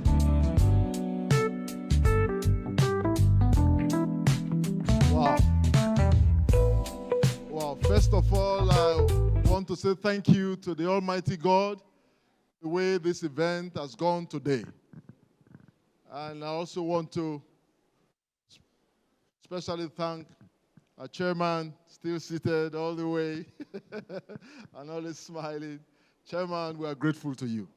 We are grateful. Veteran Che, our great Secretary General of the Patriots, we are grateful to you. Time will fail me to appreciate Professor Ezekiel Agbalagba for coming to do justice to the book review. At a very short notice, nobody is talking about that. And also the Vice Chancellor of FUPRI, which is the Petroleum University in Delta. Vice Chancellor, we are grateful. Time will fail me to appreciate my pastors, Pastor Obama and Pastor Deshina, for the time they have come to spend with us here. Thank you. One thing, now that we have the book, it's good for me to just make some comments. I didn't want to, to just, release some comments whilst I was speaking. This book, like I said, is a compendium of my works and my experience for about 3 decades. The truth, sir, the resources in the Niger Delta, my God, if only we know it, it can take this nation for another 100 years without, blinking an eye. I tell you for free, sir. It's not been tapped. The ocean economy is not been... So when you talk about the Niger Delta, we're talking from Mundo to Abia. I took time to chronicle the resources that are there, that are mapped out in that area. Mapped out in that area, you have gold, you have uranium, you have manganese, you have kaolin, you have lignite, you have, just mentioned, you have gypsum, you have clay sand, you have silicon sand, these all with great economic value. All there, all of them multi-billion dollars. And it's not been looked at. Everybody is running after hydrocarbon. That is on its way out. People are looking for alternative source of energy, say this thing is dirty. They're only looking at gas. They said, no, this thing is dirty. We're not going to touch it. We need another source of energy. So I've taken time to chronicle those things that are there. If you have a copy of the book, you look at it. And I also took time to look at the oil and gas business. It's so wide. It's so wide that a number of areas are not being looked into. Because what is in hydrocarbon, if you put crude oil into a fractionating column and you heat it those things begin to fractionate at different temperatures. That's what happened in the column. They all fractionate at different temperatures. So you have hundreds of products there that you can take out. Those things are not being looked at. They have export value. Then when you come to agriculture, sir, you come to agriculture, it's a different ball game. Most countries of the world, they don't put agriculture aside. It's the mainstay. It doesn't change. Agriculture. I'll tell you, for me, if you go into cassava farming and you want to produce ethanol from cassava farming, so you can never go wrong. You can never go wrong. I charge you to just Google what America spends for biofuel. They use ethanol as biofuel. America doesn't have enough. They are hungry looking for it everywhere. And one of the greatest you can get from cassava is ethanol. If you farm it and have an ethanol plant, so you can't go wrong. Not to talk about the blue economy in terms of using, the ocean economy in terms of using transportation, in terms of a whole lot more. Not being looked at. Well, sometimes they say government has no business with business, but I tend to disagree with that. Because they need to give us the wherewithal for people to get involved in it. To create a foundation for people, to create the environment for investors to come in. This place they call the Niger Delta is an investor heaven. And here we have a burden in our heart to change that narrative. That is a place of crisis. That is a place of, no. There's much more.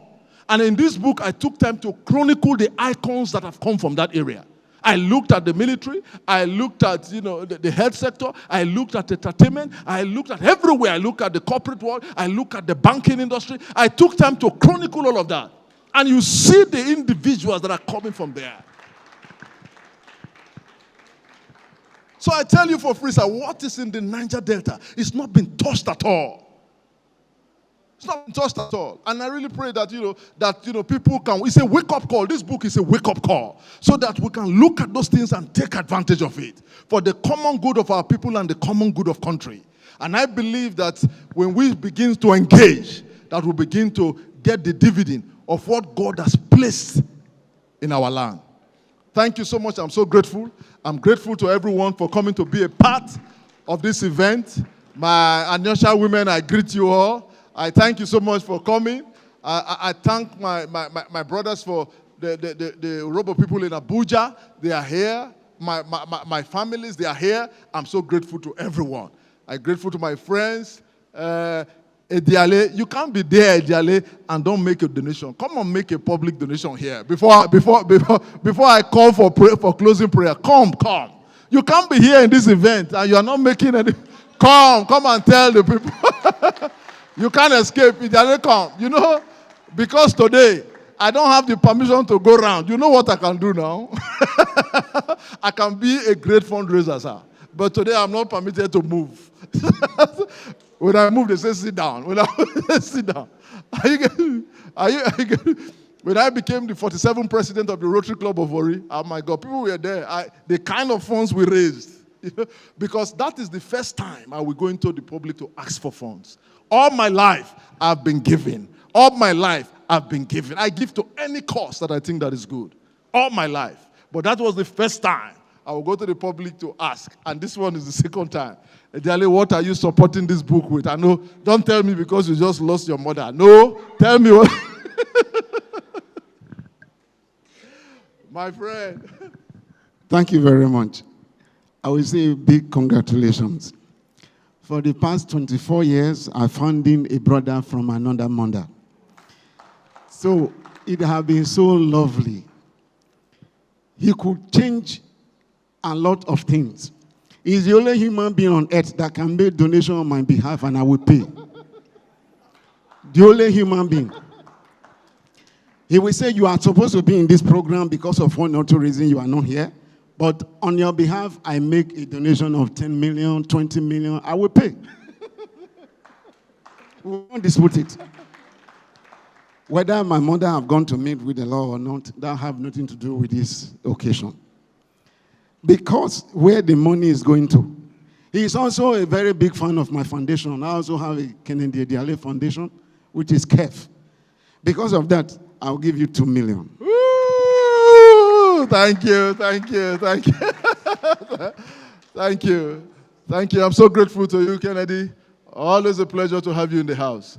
Thank you so much. I think I've done justice to that.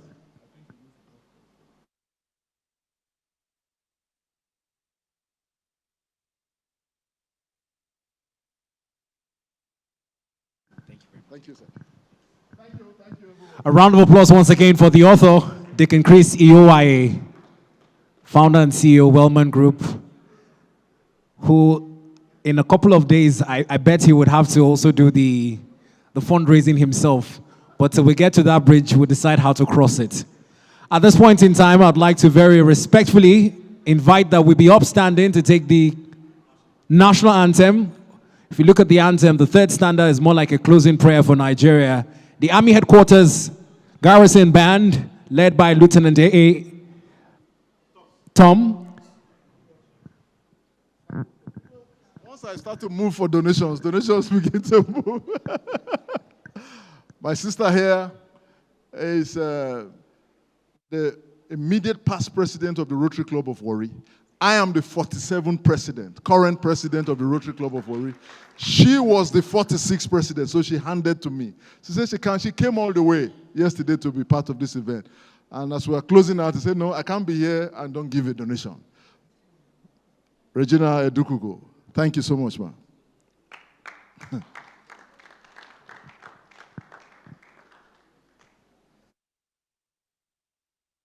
Thank you.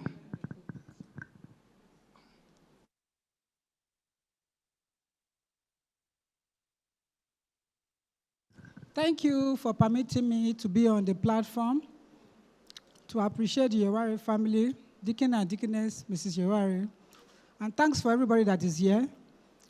I'm part of this family. I cannot be here and without identifying myself. I'm the immediate past president of Rotary Club of Warri, Rotarian Regina Edukugo. I'm giving out the sum of 500,000. Thank you. Thank you, sir. Thank you, Rotarian Regina Edukugo. Thank you so much. We are grateful to you. Thank you very much once again, ma'am. Over to you, Lieutenant A.A. Thumb. Please, let's be upstanding for the national anthem as a closing prayer for the nation and ourselves. Thank you.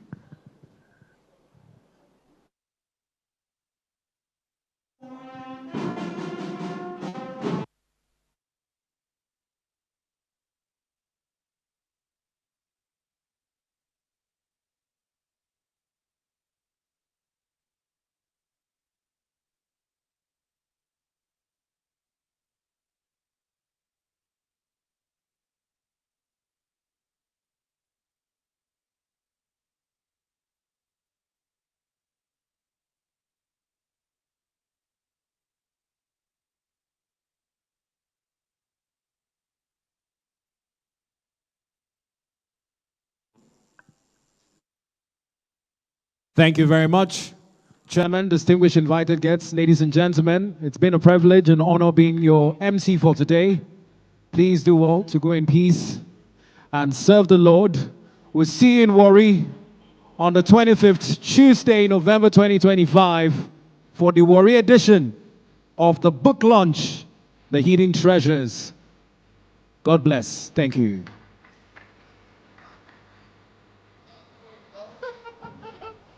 This is my big sister.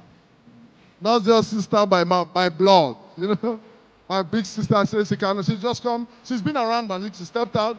She said she wants to make a donation. Praise the Lord.